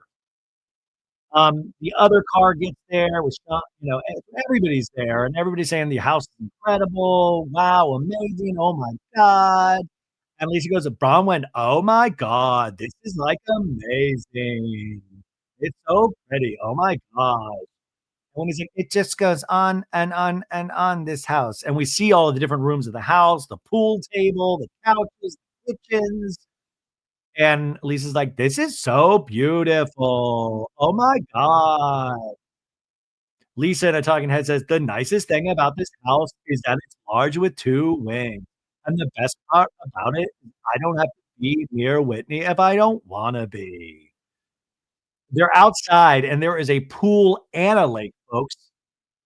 Lisa's like, "Oh my god, pool and pond? Are you not a lake, a pond. Pool and pond? Are you kidding me?" Reminds me of that great scene in Caddyshack when Bill Murray's, golfer character, which my Meredith Marks sounds a lot like Bill Murray's Caddyshack character, and he's at Chevy Chase's house, and Bill Murray's like, "Oh, you got a pond. That's very nice. You got a pool. Oh, I see you got a pond too." And "Oh, pool. That's nice. You can get in there and swim." And Chevy's like, "Yeah, the pool. Yeah, you know what? The pond might be better for you actually." There's also horse stables. Everybody's freaking out. These poor horses. And Seth tells John, "I gotta go find a bedroom with a bathtub." No joke, John. No joke. And John's laughing. He goes, Let's go find one." But Seth seems like he has the fear of God in him. Like maybe we've taken this bathtub thing a step too far. Like I get it. Like the bathtub, it's Meredith's thing. But now I'm starting to think, is it like a bad thing? Like it's like that movie Splash. Like, is Meredith a mermaid? Like she needs to be submerged like at least 8 hours a day, potentially. In a talking head, our first, I think it was one of our first Seth talking heads of the season. He's like, I've been traveling a lot of for work this past year, and it is so damn important with the limited time I'm with Meredith for Meredith to be happy. And then he's going to room. He's like, "Ah, no bathtub. Oh shit. This is a bad fucking dream right now. Fuck. Holy shit. Holy shit. Holy shit." John's like, "What are you gonna do if there's no bathtubs?" And he goes, "Check out. I'm gonna have to check out." In the talking head, he goes, "We know what makes each other happy. Bathtubs, toes up the butt, stuff like that. And it is the lowest hanging fruit. And no parent loves a bath." Anyways, Whitney goes, "There's no bathtub?" And he's like, "No bathtub, Whitney. No bathtub." In a talking head, he goes, "Anytime we're sleeping somewhere, head on a swivel looking for the tub." Now, Lisa, Meredith, Seth, and John, they're in another part of the house. They're like, "Oh my god, look how pretty this is," you know? And Meredith finally realizes, she's like, "Uh-oh, no bathtub. There's no bathtub." And then Seth goes, "Did you and Lisa wanna stay in a room and John and I will stay in a room? Let's get freaky deaky that way, right?" Bronwyn is like, "There's 3 rooms over here and 2 over there," because she's with Angie K and Whitney. And Bronwyn's like, "Oh, it looks like they already took the 2." And so Bronwyn's like, "Well, pick a room on this side because they've already taken, that side." And, Whitney's like, "If this was my party, I'd be assigning rooms." And the talking head, Bronwyn's like, "I mean, there is a bad vibe with Lisa. I have gone above and beyond, making sure she's comfortable with Whitney coming, and now I don't even know where she is on the property, so where do I think this goes from here? Nowhere good." Oh my god. Already freaking out knowing Todd's gonna be upset. Bronwyn is talking to, Sean, Angie, and Whitney, and she's like, "It feels, like a little odd." Yeah, yeah, yeah, yeah. I feel the energy, and they're just staring at each other, and then so we come back, and Whitney's like, "The vibes are completely," because Bronwyn on a trip, and Justin's like, "This place is incredible. We've been on some good trips with friends. This is next level." And, I love Justin, like, "We've made it. Yeah." Now outside, Lisa, John Barlow, Meredith, and Seth are talking, and Lisa's like, "You guys should meet us in Europe. We're doing, like, all of Italy. I don't really like the food in Italy, so I don't wanna stay there too long." One of the best things about Italy is the food, and Meredith goes, "You don't like the food? I love the food." And Lisa's like, "No, no, I think it's too fresh in Italy. I don't love the food." And John's like, "It's too fresh." I love that it's like it's not processed enough. It's not like Mickey D's. Are you kidding? Get this shit away from me. It feels like it's just been cooked and farm fresh. Ooh. And the talking head Meredith goes, "Lisa, I love you, but you sound insane here. Food being too fresh is not a thing." And Lisa in the scene's like, okay, now the doorbell rings, and we have this lady, this jeweler. Her name's like Rocky or something like that, Racky. And Todd's like, "Bronwyn's excited to see you. Bronwyn's excited to see you. Come in. We're excited to see what you brought. Anyway, let me go grab Bronwyn. Just grab this table, and I'll be right back, okay?" And I'm like, "What is going on here?" We cut to Sean telling Angie K, "I don't know what's bigger, your purse or the suitcase." And Angie's like, "I know, just all of it." "Oh my gosh, there's a volleyball court," she all of a sudden notices outside of her door. "Oh my god, paddle boards and surfboards."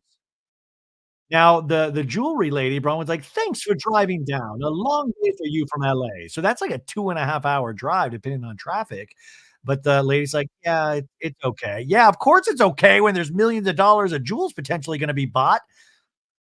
Bronwyn's like, "Todd, these are the pieces I talked to Norman about that I was thinking, happy anniversary to me, yes?" "Happy anniversary to me." And we see this beautiful diamond necklace laid out, these diamond earrings. Bronwyn in a talking head says, "This is a jeweler I've worked with before. I actually was just at their vault, not even a store, a vault, folks, a fucking vault."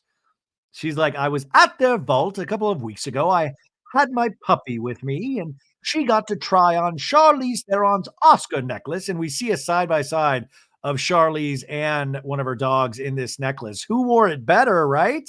Who? I think it's Bronwyn's dog, potentially. Anyways, the jeweler is like, "This is an opera necklace, and it's 170 carats." Oh my God, you guys, do not give this to Lisa Barlow. She'll lose it immediately. And Todd's like, "Wow." And Baldwin's like, "It's beautiful. It's so insane." In a talking head, she says, "Todd likes to buy jewelry for me. It's a big expenditure. So these are all pieces I liked at the jeweler that I would like Todd to also like for me." Yeah. Yeah. You think? So now back in Angie K and Angie K and Sean, they pick up a soccer ball outside, and Angie in a talking head goes, "Am I an athlete? Well, my dad was a soccer player, and he was the MVP on the Greek team." And we see her dad. It looks like this picture was taken like 2 weeks ago, and he's holding a soccer ball and a trophy, and the Greek flag is in the background. Hell yeah, brother. MVP on the Greek team. So Angie goes, "So I just assume I inherited his skills with balls." And so now they're doing like playing around with the volleyball. She can't seem to get it over the net properly, and it lands in the water. Angie says, "Apparently, I assumed wrong." So now they do this like bit with the ball where they get on this floaty device and she tries to reach the ball. It's Shannon Bedore-esque comedy. It's physical comedy of trying to get this ball without falling into the water. I'm glad they're having fun. They're having fun. Anyways, back to the jeweler. The jeweler says the diamond studs are 10 carats each. 10 carats. And Bronwyn's like, "They're 10 carats each, and they're a perfect match, right?" Oh, does that happen a lot with jewelry? I don't have a lot of jewelry. Is there that where the earrings don't match? Like, this is an imperfect match. One is oblong and one is circular. But the jeweler's like, "Wow, they are, yes." And Todd's like, "Pretty incredible." This guy's just like, "Wow, pretty incredible. Pretty incredible." Back to Angie and Sean being goofy about getting this ball. I feel like we did this thing for like 10 minutes about getting this damn volleyball. There's probably another volleyball there. Who cares? Back to the jeweler. Bronwyn goes, "These are like headlights." Oh my goodness. Whoa. Then back to the volleyball. Like, just fucking forget about the ball. I'm dealing with $10 million jewels right now. I don't care about the volleyball. We go back to Bronwyn looking at the jewels, Todd looking at the jewels, looking at the camera, back to the volleyball. They finally get the volleyball. Thank God, you guys. She says, "I got the ball back." Back to the jeweler, and Bronwyn says, "I'm gonna try them both. We'll think about it, then I'll get back to you, and when we settle on something." And the jeweler goes, "Well, I'd pick both." "Of course you would. You're the jeweler." I love that she came out for 2.5 hour drive just to do like a 5-minute scene and then drive all the way back without anything being purchased. I'm so curious about this. Now back to Angie, and she's like, "Sean, you know what I'm actually good at? Soccer." And then she tries to click the volleyball and then kicks the volleyball back into the fucking water. I can't do this again with you guys. Are you kidding me? Okay, so now we're past that finally. No more balls in the water. And Lisa's talking to Meredith. "Do you think we're going out for lunch? I hope it's not fresh food." And Meredith's like, "No, I think we're having lunch here because the table is set." And then Lisa's husband, John, comes out and, asks, "Hey, is Seth coming out?" I love that. It's like, "Can your husband come out to play? Is Seth coming out?" And Meredith goes, "No, he's been working so much lately, so he's probably on a big important call with Big Lots." And Lisa goes, "Oh my God, it's Saturday. He's got to take a day off." And Meredith goes, "I know, it's just a little out of control." And John's like, "Well, I'm just glad he was able to come out and do this." And Meredith goes, "Oh, I'm so glad we were all able to do this, I mean, not Heather Gay." And John goes, "Good point, good point." And all of a sudden, Meredith's husband, Seth, does come out. "Look who's here." And Seth's like, "I was looking all over for you. I first started in the bathtubs and then realized there weren't any. LOL." "Oh, well, here you are." And, he has a drink with him. It's a martini Kalamata and gives one to Meredith. And, Meredith goes, "I don't even know what Kalamata is. It's olives? Okay, cheers. Cheers, honey. Cheers." Seth goes, "This is awesome, by the way. Isn't it beautiful? It's so awesome to hang out with you guys." Well, Meredith, I have some bad news, I have to leave early to go back to Columbus, Ohio. And Meredith goes, "What do you mean? That's it. What are you talking about, Seth Marks? What do you mean?" "I've gotta leave first thing tomorrow morning." And Lisa looks at Meredith, and Meredith goes, "No, no, absolutely not." In a talking head, Meredith goes, "I'm so irritated. Like, it's a couples trip. I'd like the other half to my couple." Meredith in the scene goes, "It's Sunday." And Lisa butts in and goes, "Yeah, it's Sunday. Tin roof rusted. It can wait till Monday." I love Lisa interrupting to tell Seth about it. It's Sunday. Big Lots doesn't need you." And Seth goes, "Getting from Palm Springs to Columbus, Ohio requires like an early." And then John, hops in for his brotherhood. He's like, "Yeah, it's an all day thing. I got to fly to Minneapolis." And then I got to switch over to another flight to get to Columbus. And Meredith goes, I don't like this whole thing. I think this doesn't add up. And do we think this is real? Do we think Seth waited till they got there to say he had to leave within the next 24 hours? This seems really bizarre, you know? And Meredith just is not pleased. And this Seth, I feel for Seth. You can't please everybody. You can't please your family. You can't please your job. We come back from commercial and we're still in this conversation, you know. And Seth is like, "What doesn't add up here?" And Meredith goes, "Because I told you that this was an overnight trip, and you were like, 'Yeah, great, I'm coming, I'll be there.' Yeah, and you've been gone like the last 2 weeks entirely, just like Meredith has kind of been gone from the last couple episodes of these shows." And she's like, "And you're leaving again next week. This is starting to feel like Toronto again." Toronto, I think that's like the first season. Remember when they were going through their issues that first season when we first met Seth and Meredith? Talking to Meredith goes, "This is not the first time that Seth and I have had problems, and now it's like we're back to this pattern that didn't work so well the first time." We flash back to a scene a couple, days earlier where she's saying, like, "When he started this position the first time," to Lisa, "I didn't think he would be gone all that much. I don't think he sees it as a big of a problem as I do." And Lisa just listening. Now back in this scene, Meredith goes, "The thing is, we've had these problems before. We know that we need to address this before it snowballs, and him leaving early makes me feel like he doesn't wanna fix it. So work with me, Seth," she says in a talking head. "Help me help us. It's Jerry Maguire, Meredith Marks. Help me help you. Show me the money."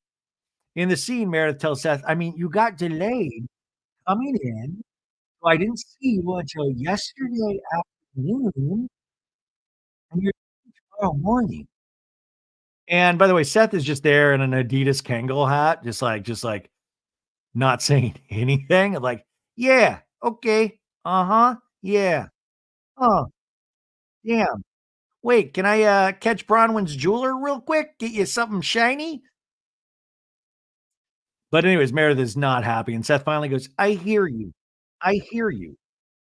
In a talking head, he goes, "Meredith has an insanely high expectation level, and sometimes I can't meet them all. Like, every fucking day, I can't meet them all." A really intense talking head out of Seth Marks. Now, Seth is talking to the Brotherhood, John Barlow, and he's like, "She got, and John's like, "Yeah, she seemed very upset." Well, that literally was when we started growing apart, was because I was gone so much, 5 days a week. You come home and then you leave, and he's like, "Oh, yeah, you're home for a day or 2, for a week. Yeah, yeah, yeah." Now back to Meredith talking to Lisa, she's like, "I'm just frustrated because I feel like it's 2 days." Lisa thinking in her head, "Why does Meredith say frustrated instead of frustrated? I feel like it's 2 days. Like, it's not that big of a deal." And he literally got home yesterday afternoon, and he's been gone so I look, no one appreciates somebody working hard more than me. You know that. You see my passion with bath bombs. And Lisa goes, "Yeah." But it's really it's taking its toll on me. Back to the guys, Seth is like, I think lesson learned. When they're in bikinis laying in a beautiful spot, they're at their best. You see their tatas, you know? And John's like, "Yeah, and when you first arrive, don't drop a bomb." And Seth goes, "Ah, yeah, yeah, it's a good." I love John, like, total common sense of, like, John is completely right. "Yeah, man, don't wait until you drop a bomb." And Seth's like, "Ha ha, you're so funny, man. Oh, I love that shit. That joke is very funny. Love it. Keep your mouth shut around Meredith. How about that?" Okay, folks, listen, this is a seamless listening experience for you, but there has been a night that has happened for me before I've come here to finish this Salt Lake recap. I went and saw LCD Sound System with my buddies again last night, and I danced myself clean. I danced myself clean, and I'm hurting. I'm hurting today, you guys. So we're gonna get through this. We're gonna then go straight into the OC recap, which will be a separate episode. I've watched the reunion twice. Once last night when I came home, and I'll admit it, I was a little tipsy. And then I just rewatched it right now. So a lot of thoughts percolating about the OC reunion part one. And a lot of it is what I knew that they would go to Katie first. I thought we would bring out Alexis at the very end, and it looks like we'll get Alexis in the second episode. My question is, will Alexis come on at the very end and then lead that into the third episode, or the second episode will be focused on Alexis? But listen, I think my record is strong for what I thought was going to happen in this first episode. But a lot of detective work. So much about being a Bravo fan and these Bravo shows are now A, podcasts, and B, detective work. I mean, Emily Simpson digging out, like, Emily Simpson reads everything. Heather Dubrow reads everything. We got Minnie Sutton Strax. You remember Sutton on Beverly Hills? She was the only one that read the entire Tom Girardi Los Angeles Times article when it first came out. Like, well, I read the whole thing. I'll say, I don't read no cliff notes. I read the entire article. I say. So a lot of thoughts, but hey, we are still in Salt Lake, but we're not even in Salt Lake. They are on a trip to Palm Springs. You know this already, right? Bronwyn's there. We got Meredith and Lisa in one corner. We got Angie K and Whitney and Bronwyn over in this other corner. And Seth has just revealed, I'm sorry, babe. I got to go back to Columbus, Ohio. I got a jet. That's why I was looking for a fucking bathtub for you, so you could forget your old Seth troubles. You know what I'm saying? Oh, are you guys doing good today? How's your Friday going? Oh my goodness. Also, God, the Whitney Alibaba stuff.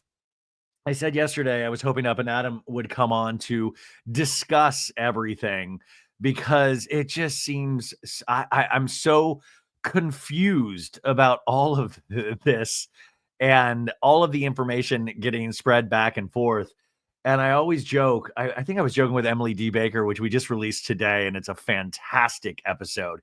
If you want something to just completely take your mind off everything, that is an episode where we hit Housewives, Vanderpump, Menendez brothers.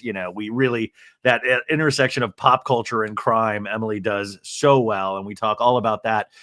But I never, like, to be mentioned in these shows, like, I always joke that it would be fun and it would be like a nice, like, hey, isn't that cool? But in reality, God, no, that would be the fucking worst thing in the world, to have you a part of the storyline for any of these shows, right? It would be fucking horrific. Could you imagine? Like, I do not want to ever be brought up like, Lisa, I was listening to So Bad It's Good. And that's why it's great when you're like a chuckle fucker. Like, is that what like, I'm a chuckle? Oh no, that's not what that means. Well, I'm just, what I basically mean to say, I'm a goof, like, I think I actually, I don't think, but like, I potentially am smarter than people give me credit for, but I love to present as a goof. If you present as a goof, you're good. You're going to have opinions, but mainly you have to also realize how silly all of this is.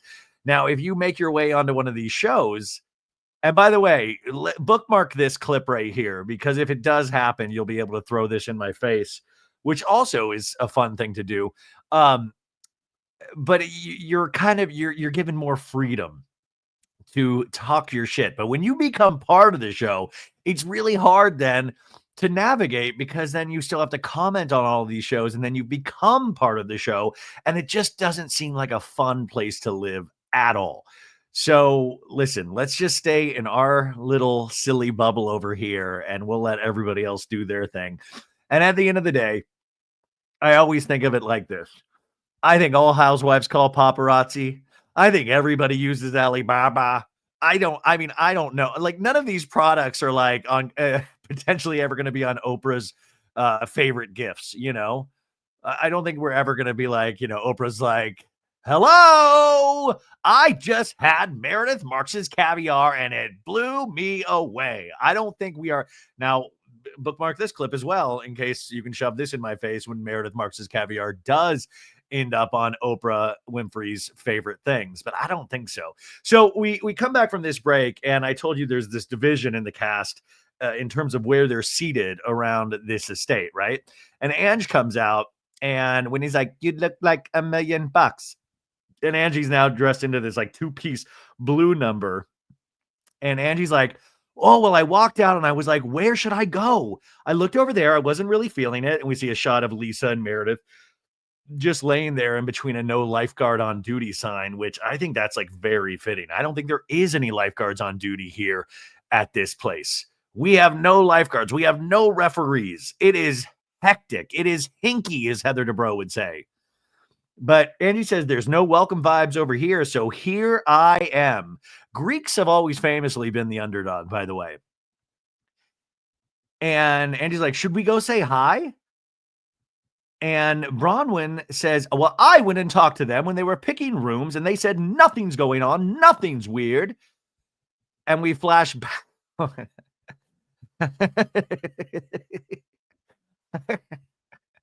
The use of flashbacks on these shows are so egregious. Like, bro, we can never just take Bronwyn's like, yeah, I asked them about their rooms and it was a little weird. Like, for me as an audience member, I'm like, oh, I get it. Yeah, that was weird. No, they got to show us this. They got to flash back to this an hour before where Bronwyn is talking to them going, your rooms are okay. Is everything okay? And Lisa's like, yeah, no, they're perfect. And you guys are comfortable. Everything's okay. Thank you. You're like the best hostess. No, and Bronwyn's like, is there any drama? And Lisa's like, no, we avoid drama. And there's a reaction shot of John going, wait, what? We avoid drama? Like, I avoid drama, but wait, you do? So back to Bronwyn telling these ladies, she was like, I was like, okay, and they came and just sat over there. It's so bizarre. And Whitney's like, I feel like somebody has to break the ice. And then Angie K's husband goes, hey, where's Todd? And Bronwyn's like, he just went to do a phone call. He'll be back. He's always doing work. And then Angie K's husband is with the guys. He's like, yeah, you guys want to flip a hole? Flip a hole. You guys want to flip a coin for cornhole teams here? God, this is where I'm a basic bitch, whatever the basic bitch term for with guys. I'm not an athlete at all. I know, shocking. And I love a good game of cornhole. Like, it's one of those games for non-athletes like myself where you're like, oh, fuck. Like, I can rip at a game of I'm pretty good at cornhole. Like, I don't want to throw it out there and get any kind of competition started, but I think if we did like a bunch of Bravo podcasters playing cornhole, I think I would be up there. Like, I think I would be able to compete at a very big level. Like, truly, you guys. Anyways, the guys are like, let's do it. Let's play some cornhole. Let's play the old hole. And Seth is like, did you guys get permission to do this? Seth is, I love that Seth is like the Joker of the bunch. Like, hey, I realize how much the women dictate what we do, right? Yeah. But for real, we're men. We're going to play some cornhole no matter what these women think. You let them go argue it out. We're going to throw a little hacky sack into these fucking holes before I go to Columbus, Ohio. You know what I'm saying, guys? Now, to Whitney, she's talking to Bronwyn. She's like, there's kind of like another reason why it's awkward is because Lisa wants an apology from Justin. And Bronwyn's like, oh. And Whitney's like, and Justin and I both agree that we feel like he did not do anything wrong. I like when anybody says, wants an apology from one person, and then Whitney's like, we agree, Justin and I agree that she doesn't get that apology. And Whitney's like, she should apologize to my husband. And Bronwyn was, oh, you want an apology for Justin? Oh, God. In a talking head, Bronwyn goes, Whitney wants an apology from Lisa, and Lisa wants an apology from Justin. And we see the guys, they're debating apologies, and then the guys are just playing cornhole. They're like, oh, so close to the hole. So close. Oh, totally off. Bronwyn says, I don't know if there's a fourth person in this equation, so maybe that's a triangle and not a box. I'm not good with geometry. I don't know, but I am going to tell you this. If Lisa was to give someone an apology, first she would have to admit, God forbid, she was wrong. Can the apologies that are wanted cancel each other and no one needs to apologize? She asks Whitney. And Andrew says, we need to break the ice. I'm going to go grab some shots. And to do the right thing, it's going to be Vita tequila shots. I love that they traveled with Vita tequila. I love that they, like, my bag weighs 500 pounds. I have 30 bottles of Vita with me.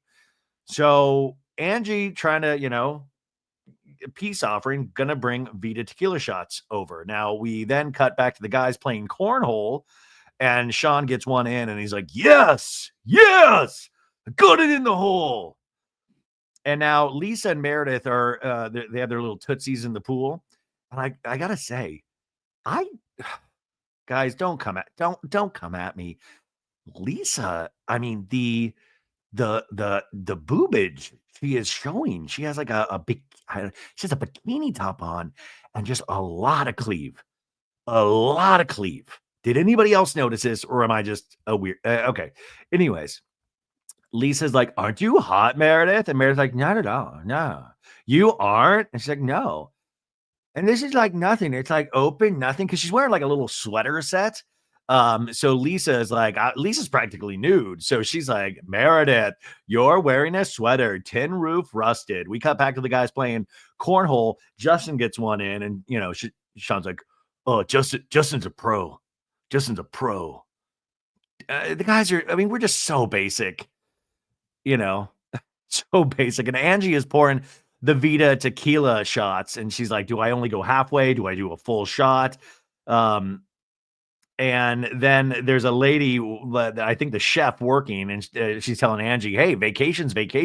The chef, she needs to be on full time, because I think I'm with her. Like, vacation, she just needs to be there to encourage these housewives to get hammered most of the time. And also, while you're at it, get the Todd father hammered. Like, make sure Todd is imbibing heavily, right?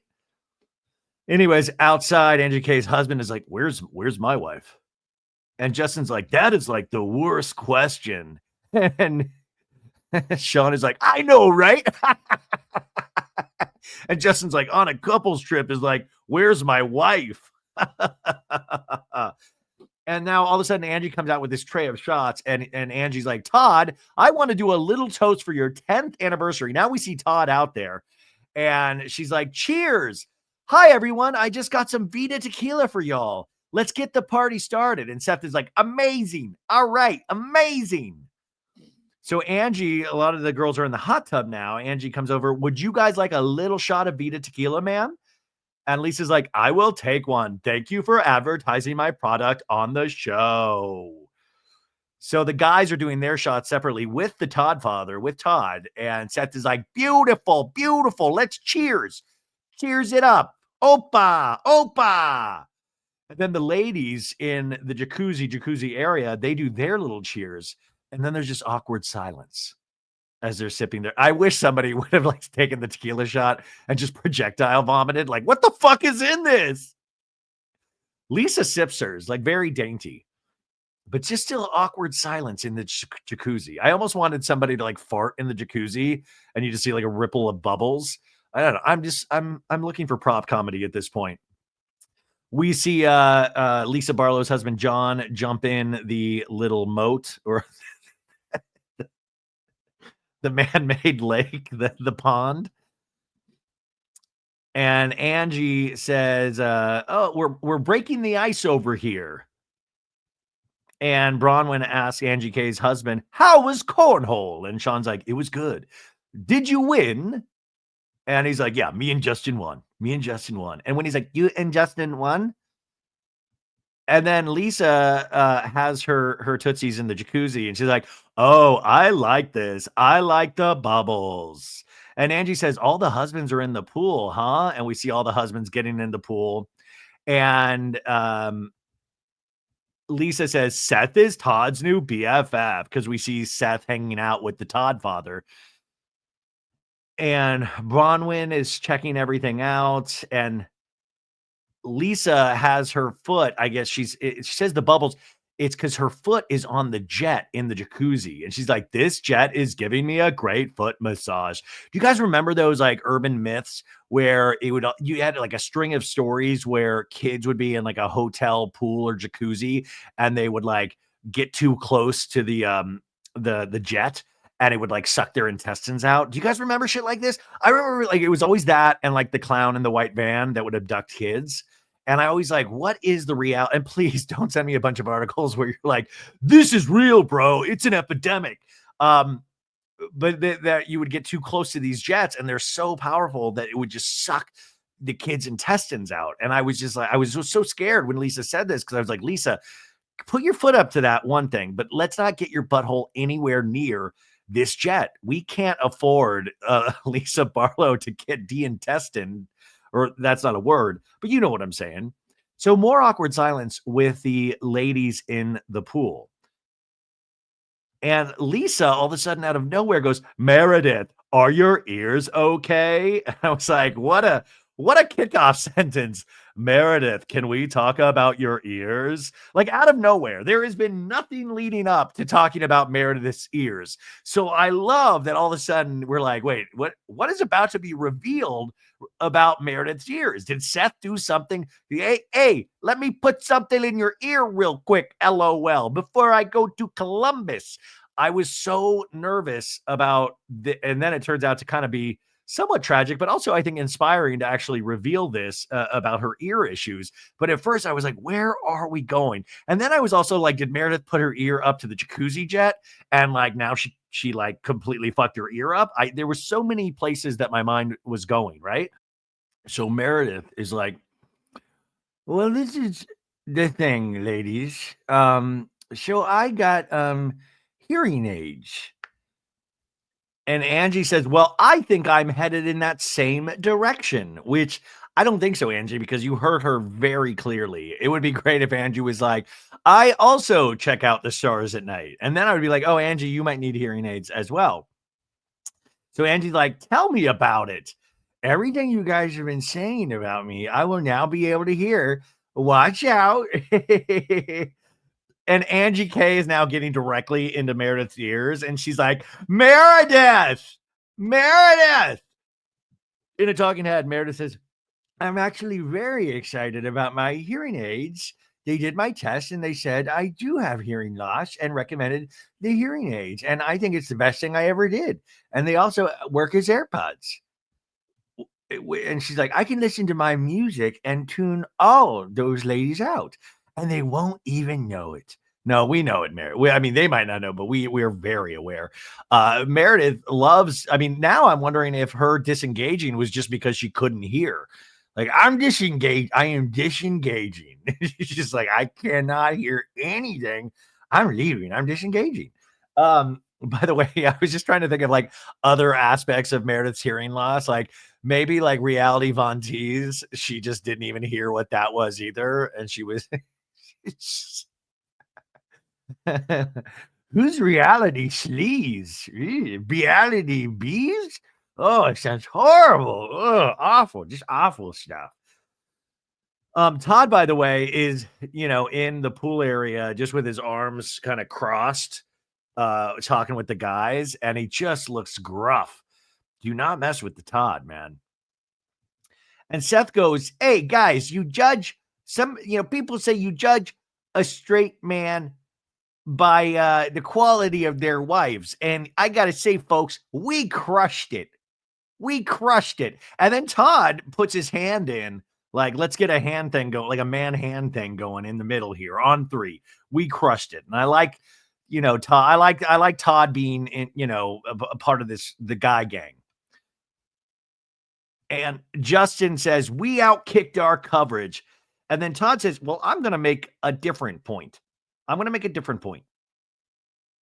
think they outkicked their coverage. So Todd is like, I'm fucking awesome, man. Now back to Lisa. Lisa goes, you guys, has anyone talked to Heather? And Angie goes, no, I was going to text her from my room and say hi. And Lisa goes, I feel kind of sad that she's not here. I feel bad for her. Nobody mentions Brittany at all. Brittany is not mentioned in this. Like, nobody's like, I miss Brittany. It's no, I feel bad for Heather. Lisa's like, I feel kind of sad that she's not here. I feel bad for her. And Meredith says, yeah, yes, I love ponies as well, because she can't hear. But no, she says, I wish she were here. And when he goes, I know that Bronwyn tried to apologize and repair it and find a path forward. And Lisa goes, I didn't hear that same story from Heather. And Meredith goes, I think it might be a little more complicated.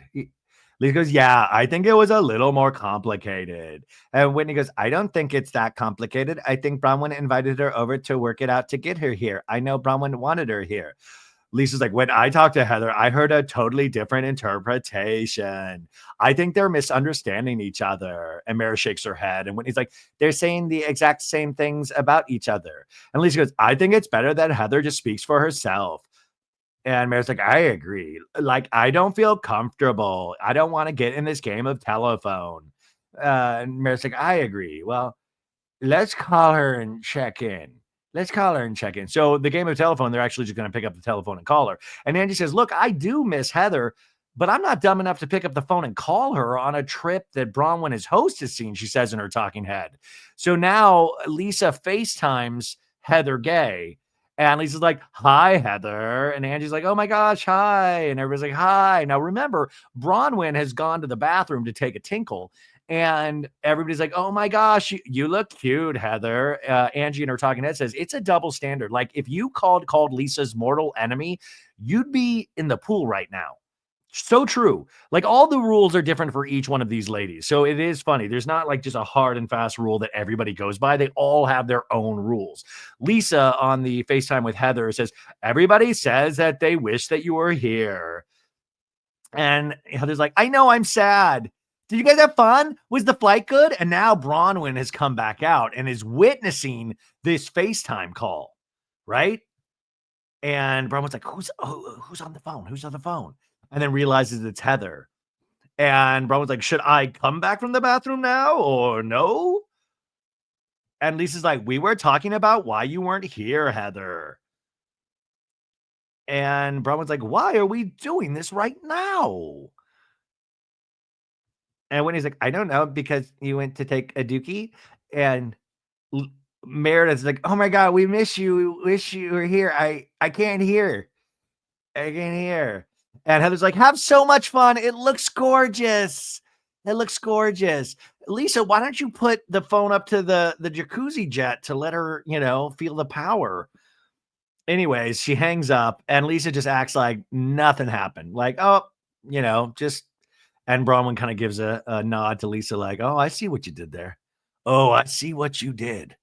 And I ain't liking it.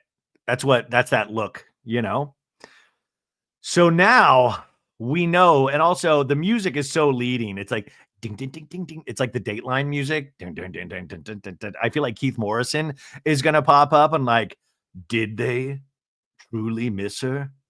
We will find out. Bronwyn in a talking head says, I'm furious when I find out she's on the phone with Heather. Like, up until this point, I've been like, maybe I did something wrong. Maybe I said something meaner than I remember. Maybe Lisa and I are in a weird place. No, this bitch dead ass wrong. We've got a competitor for line of the year. No, this bitch dead ass wrong. No, I will say this bitch dead ass wrong. In fact, I want you to tell that to your friends and family if you disagree with anything this weekend. No, this bitch dead ass wrong. I'm putting it into my Housewives lexicon. For all you shirt makers out there, all you Bravo merchants, if we don't get some no, this bitch dead ass wrong merchandise, that's a crime. No, this bitch dead ass wrong. Woo!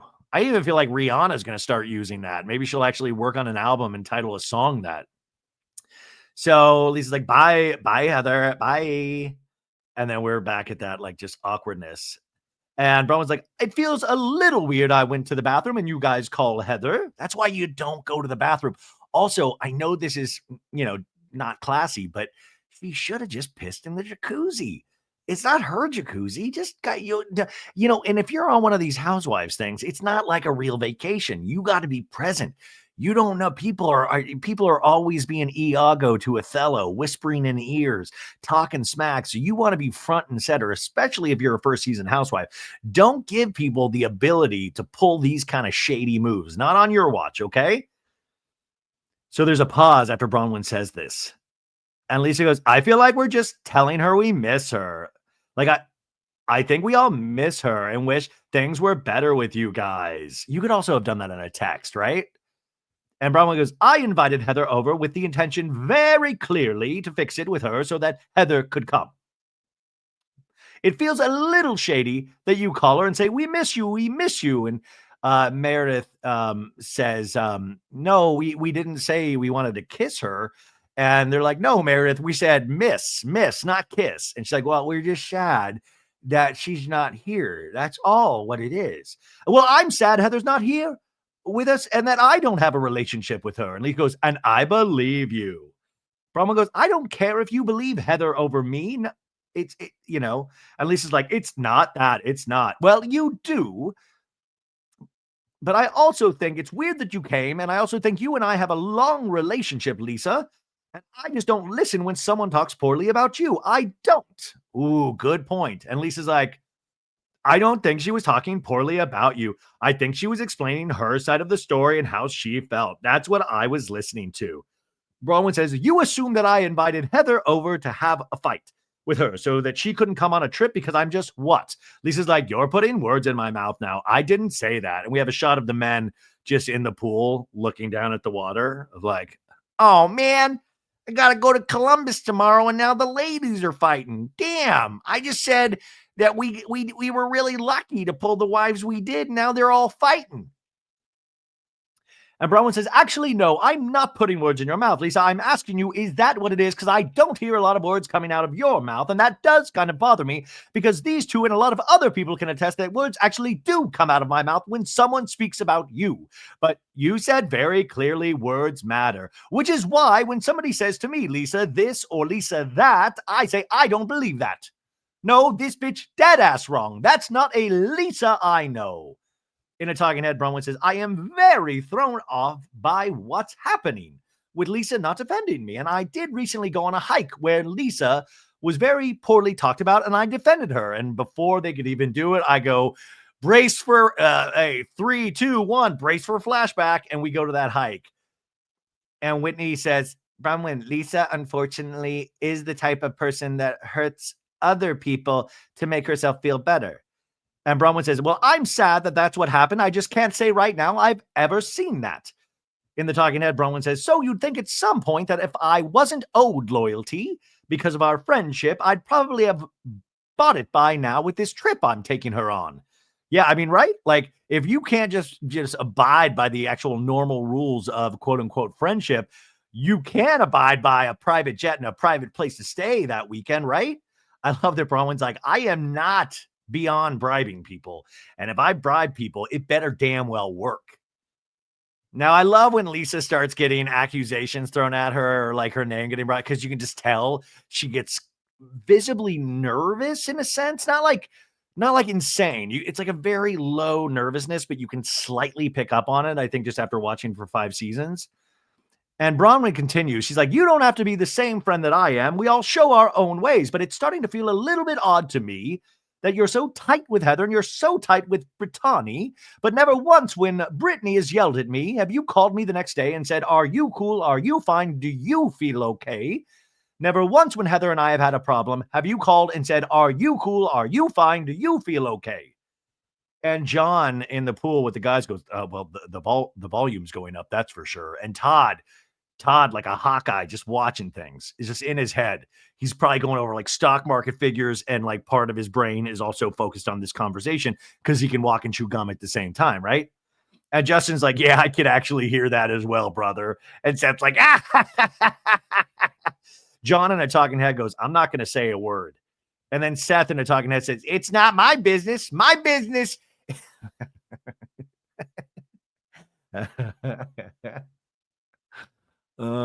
It's this is so dumb. Okay, it's not my business.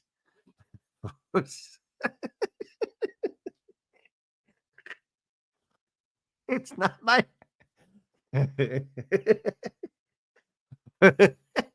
Sorry. It's not. It's not.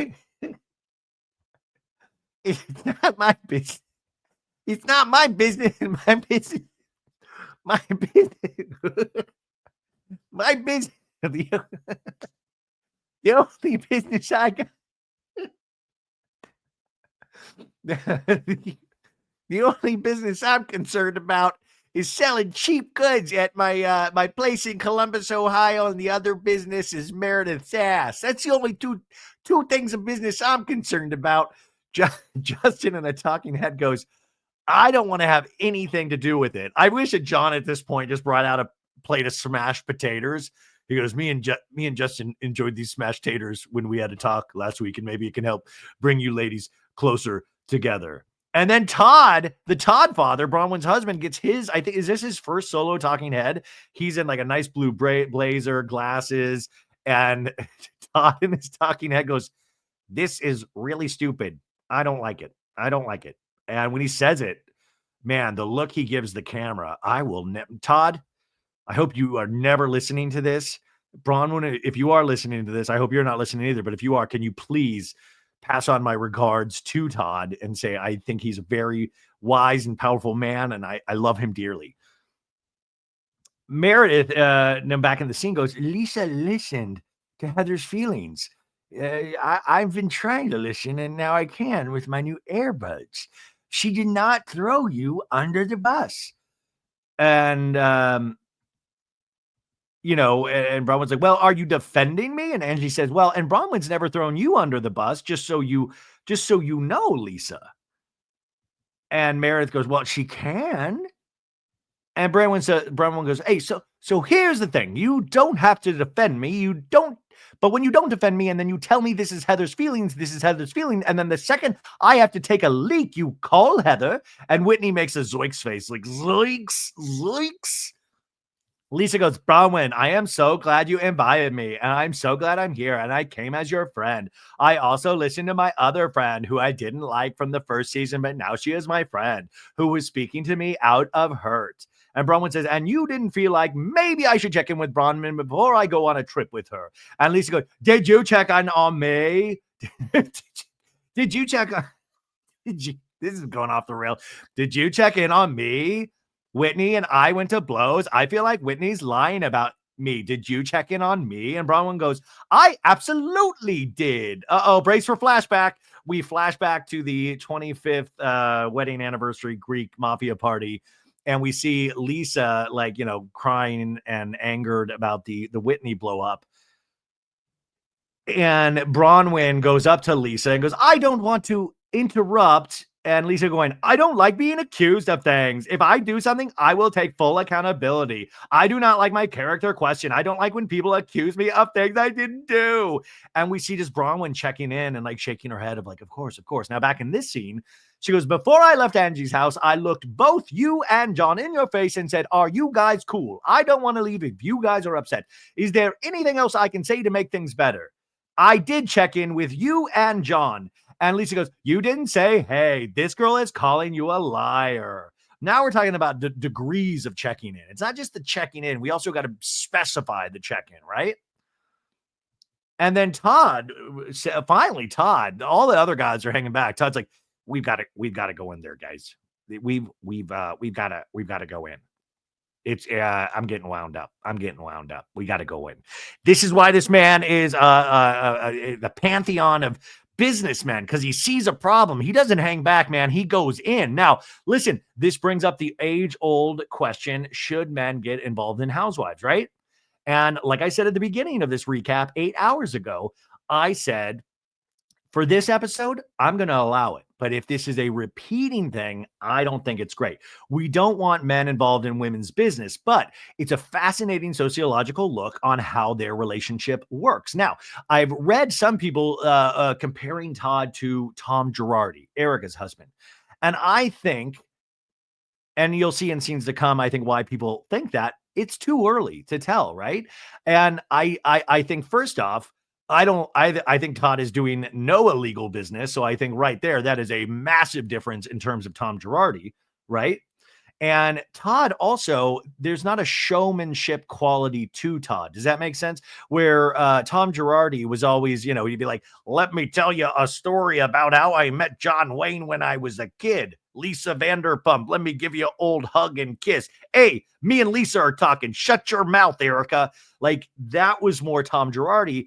And so far, Todd, he doesn't have that showmanship quality, which I think is actually a positive. But yeah, he does directly get involved. And there's a beautiful shot with all the ladies on the lip of the jacuzzi, and there's a shot of like behind Seth and Todd. You see their backs, and you see all the ladies like with their mouths open, and Lisa's like, oh, you can just tell she's thinking, oh my God, the guys are getting involved. Todd's swimming closer to us. And Todd comes in and goes, why don't we call Heather? Why don't we hear Heather's there? Why don't we call Heather? And Seth just has a Cheshire cat grin on. And Angie goes, we did, Todd. That's why we're fighting. Thank you, though. And Bronwyn even laughs. And then Lisa stands up and goes, I want to speak for myself. I don't want anybody else in between. I will sit over here near Bronwyn because I'm not going to have a million other people in between it. Lisa saw Todd getting involved and was like, I'm going to shut this shit down. Like, I'm scared now, potentially. So she goes up to Bronwyn, like sitting next to Bronwyn, and she goes, you know what? What? But she says, what? You know what? I am your friend. I did listen to Heather's perspective. And Bronwyn's like, it's a little weird that Heather's allowed to tell you too how she feels about me, and that's totally cool. And you guys have to listen, but I'm not allowed to tell anybody how I feel. And Lisa is just like kind of like taken aback that Bronwyn is standing up for herself. Bronwyn continues, Heather is saying Bronwyn is two-faced. Bronwyn is untrustworthy. Bronwyn this. Bronwyn is saying, I want to be friends with Heather. I tried to apologize to Heather. Listen to the difference. Heather is shit-talking me. Or shit-talking someone else while I'm trying to fucking fix it. And everybody thinks that Heather's the one that's missed. Figure it out, Lisa. And Lisa goes, yeah, I don't want to fight with you about Heather and Heather being here. I don't want to be involved in it. I listen to you don't want to be involved in it. You fucking FaceTimed her. Sorry, you guys. Rough week. She's my friend, and I listen to you. And I think the bottom line is like you and Heather need to work it out on the remix. The things with you and Heather, and I don't like being involved in it. And Bronwyn goes, Lisa, that is a double standard. That's an absolute double standard because you're telling me that when she says something about you, I should call and check on you. But when Heather and I have an argument, I'm supposed to work it out with Heather. I've got it. This is exactly what I'm talking about. When it's me and somebody else, it's my responsibility to work out. But when it's you and somebody else, my ass better ride your dick like it's my job, Lisa. We got two iconic phrases in one episode. When it's, I better ride your dick like it's my job, Lisa. That's Shakespearean. I the better ride your dick yonder like it is my job, Dame Lisa. And then there's tense music. Todd like kind of is looking, around. The guys are just looking down, not knowing what to do. We go to commercial break, right? We come back. We see the beautiful house. Tense music is playing, right? And we have Bronwyn saying that, also just pointing out again, once again, Bravo, so sneaky. They always just they'll add the 3 or 4 lines previously before break because they think during that 3 or 4 minute commercial break that our heads just shit at everything else. I'm like, what, wait, where am I? What just happened? What show am I watching? Oh, good. They're replaying 6 lines of the last scene so I can remember. I better ride your dick like it's my job, Lisa. In a talking head, Bronwyn says, Lisa and I have known each other for years, but this trip is becoming a turning point for me where Lisa is not mourning this crack in our friendship. Lisa is jamming shit down that crack to make this divide bigger. Have you ever jammed shit down a crack? It is not fun. And if she thinks that her and Heather's friendship is enough of a consolation that she and I won't continue to be friends, fucking go with God, mazel, I hope so. Good for you, Bronwyn. Now, guys, yeah, I'm in love with Bronwyn. Okay? Deal with it. But I also will say I'm aware of my behavior with new housewives. I'm aware of some of your all's behaviors with housewives. where we do get infatuated with people that bring something new to the table, people that seem like fully formed housewives, right? We do have these kind of quote unquote crushes. I had one with Heather Gay. I saw how that turned out. Now, yeah, Bronwyn right now, I think, is checking so many boxes on things that I enjoy watching on these soap operas, right? But I do leave room that it's not always going to be this way. I do leave room that, listen, what we do as an audience is very telling. What we do in life is very telling. When we blow so much smoke up a certain character's ass, that puts them into rarefied air in a spot. And you have to give them a little breathing room, a little grace, as housewives would say, because you don't know how they're going to take in all of this adulation and love. And sure, there's detractors and haters. I mean, I've seen a bunch, but there's majority is love for Bronwyn. And you have to imagine what that does to someone who, up to this moment, living a decent life, also struggled before that decent life, right? Raised her daughter by herself, like really, seems like a hard worker, a fighter, a scrapper, and then got married to Todd and now on television. That's a lot of change in somebody's life. So I'm very curious to see where Bronwyn goes next season and throughout this season, because remember, this season is filmed before the audience saw it. So we had no idea what Bronwyn was going to bring to the table. We really, and in some ways, I think we had written Salt Lake off. And I think in some ways we still have, if you check out the ratings, that not enough people are watching the show. So the real litmus test will be that second season. And hands down, there's not even a conversation that should be had if she'll get a second season. It is done. Unless the Todd father says, nope, you're not doing it. I will not do this. You are messing up my Korean business deals. No. So so it'll be interesting to see next season what happens. And also, I think Heather Gay had such adulation going into this season, and I think she's having definitely a rocky season. So it'll be interesting to see if that affects her or pierces her in any way in next season. So Lisa, after Bronwyn has walked off, says, I have never asked for this. So, and they're getting up. And Lisa goes, this is just amazing. I didn't do anything wrong, so I don't even feel a little bad. I love Lisa always immediately not thinking about any aspect of the situation and already absolving herself of any kind of guilt. I didn't do anything wrong, so I don't feel bad in the little bitest. And it's well, maybe think about it for a second, before you just claim you're innocent completely. And Lisa's she'll hear from Heather and they'll work it out. And everyone can apologize to me. Nobody's going to apologize to you, Lisa. Why would that even be a thing? Why would that be a thing? Now, Bronwyn is now back in the property and you can tell, she's a little distraught, right? And Whitney comes in to check on her. Just want to make sure you're okay. Whitney going, I paid attention to what you just said about checking in. So I am checking in now. Thank you for the free trip. And Bronwyn goes, I just needed a break from that insanity. It is insanity. What infuriates me is I'm kind of your friend when I need to be, but when she doesn't want to say is Heather was wrong to storm out of your house. Heather was wrong to not take an apology. And it is wrong of us to call her and bring this shit up and stir it on your trip that we came on. Lisa and Meredith didn't need to come if they felt weird about it.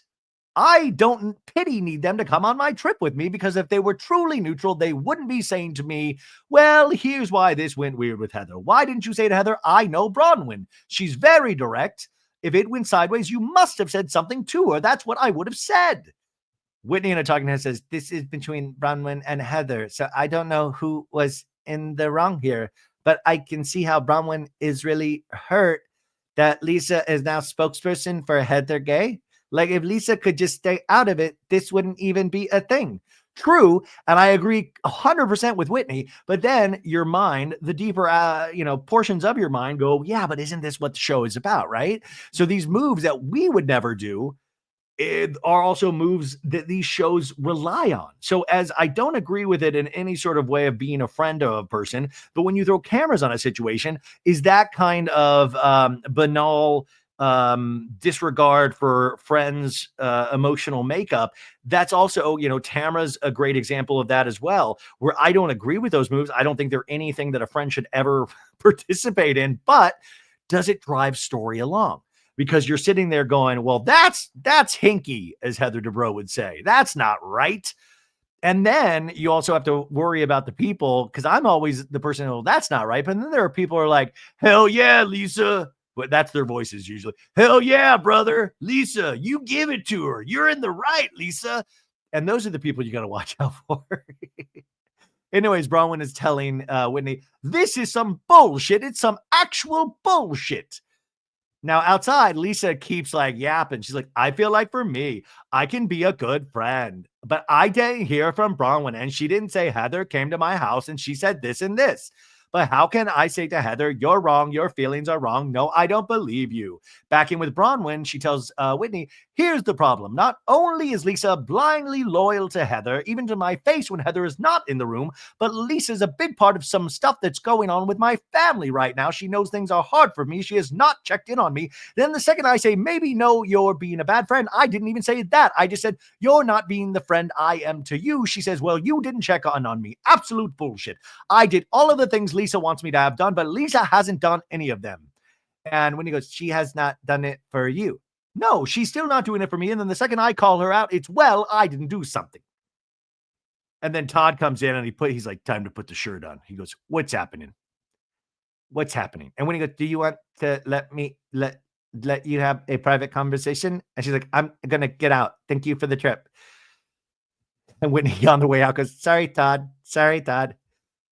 And Todd, arms crossed again. He goes, I told you I wasn't going to deal with this with these people. I know. Well, I think I told you specifically here that I wouldn't do this. And either I would leave or they could leave. It is time to put Lisa Barlow in a timeout. And he goes, I'm getting there. I know, Todd, I know. And he goes, I should just tell John and Lisa they should leave. You know, give them some money, get them a car, they can leave. Like he's like, give them some walking around money and they can just have a nice weekend. I'm like, hell yeah, man. Like, Lisa's such a negotiator. She'd be like, how much are you willing to give me? Could I have a little shopping money, please? And Bronwyn's like, maybe I should tell them because I'm nicer than you. And Todd just like kind of takes an inhale. In a talking head, Bronwyn says, Todd can be an asshole, but in this case, he's kind of like my knight in shining asshole. You know what I mean?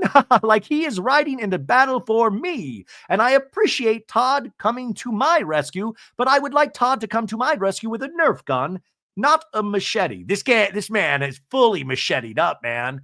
And also, I like that, this is my knight in shining asshole. Like this guy is dick riding for Bronwyn, right? Right? But she says, Todd only operates with machetes. And he goes, look, I'm not doing this. I'm not sitting through this all weekend. And this is bullshit. This is what I'm starting to think. Are we on a Real Housewives show? Yeah, Todd, that's what I agreed to do. God damn it. You told me this was HGTV. I'm starting to get suspicious. And he walks out the door and Bronwyn is just like, because I can only imagine, like these reindeer games, some people just don't put up with it at all. And I am so curious how this will affect their relationship. I hope they are strong. I do. Just that's my personal. I mean, listen, I want all of these relationships to be strong. Now, John Barlow is out playing, like texting on his phone in the chair outside. And Todd walks right up to John and he goes, all right, dude, this is getting out of control. Like this Todd knows how to talk to all age ranges. All right, dude. Hey, brother, this is getting out of control. And John's like, wait, what? And he's like, Lisa and Bronwyn, what's going on, Todd? All the bullshit. I told Bronwyn I wasn't coming to spend the weekend here to sit through a bunch of arguments. So it's got to stop.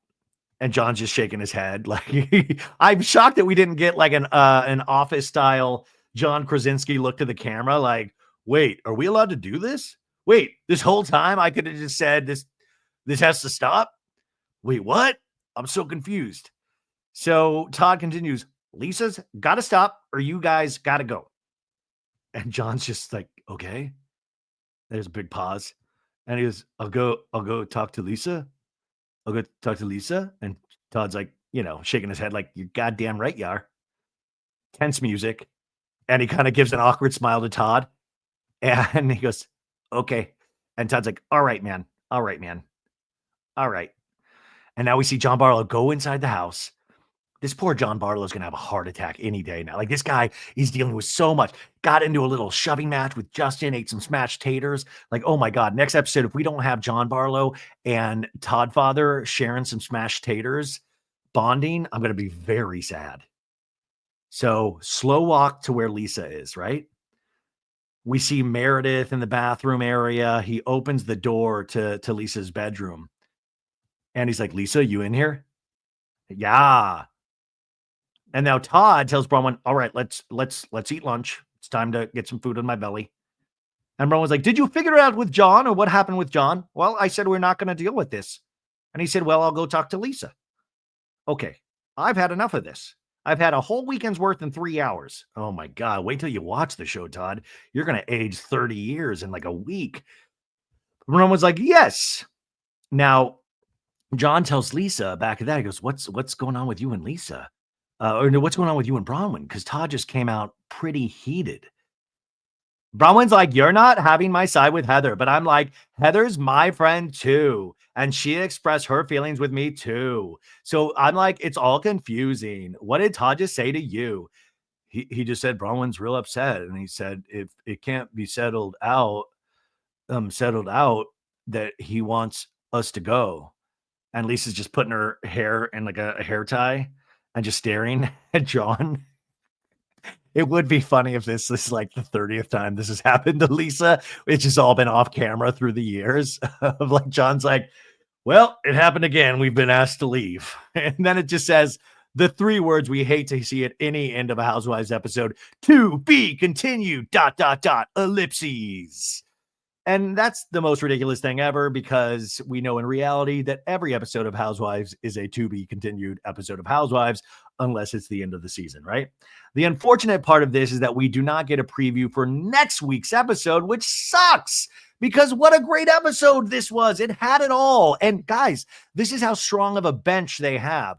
They didn't have Mary Cosby, Heather Gay, Brittany Bateman, Jared Osmond. That's how deep this roster is. That this was so entertaining in itself that we didn't even need. I felt the loss personally, but we didn't need them. We didn't need them, and that's good. When you can throw the ball to new cast members like Bronwyn can create storyline, I think that's so good. So if I was doing the State of the Union on Salt Lake, our union is strong. Who knows? Our union is strong with Salt Lake City. Why are you not watching the show? Please. And it saddens me that probably you guys won't even listen to this recap because you're not watching the show. But my God, on my deathbed, I will be asking, please tell everybody, watch Salt Lake City season 5 and think of me. You guys, we did it. We got to the end of a 43-minute episodes in a quick tot 2 hours and 30 minutes, because that's what I do with you guys. There have been so many episodes this week. I'm trying to give as much as I can to put you in a different mental headspace, to take your mind away from things. And I'm trying to keep upbeat and positive and super silly. And I hope you can join me on these, and we can go away to this little stupid Housewives Island in our heads. And I'm going to finish this right now. I'm going to put it out, and then I'm going to start on that OC reunion recap. So spend the weekend with me, right? I know you got your family and your friends and all of that stuff, but thank you if you chose to spend some time with me. And if you're listening a week or a month or a year later, hi, how are you? This is called So Bad It's Good with Ryan Bailey. We've been doing this for about 5 years, and I really enjoy doing it. And I really enjoy being able to do this with you and for you. So thank you for being here. If you think about it, give me a 5-star review on Apple Podcasts and Spotify. Go subscribe to our YouTube channel, on our Patreon. What up, baddies? What up, baddie gang? We did like 3 episodes in the last week, and I'm going to do a Vanderpump Rules episode this weekend. So there's more content over there if you just want to just really disassociate. I love you guys, and I'll talk to you on the OC recap. Bye. What's going on? Tin Roof Frosted.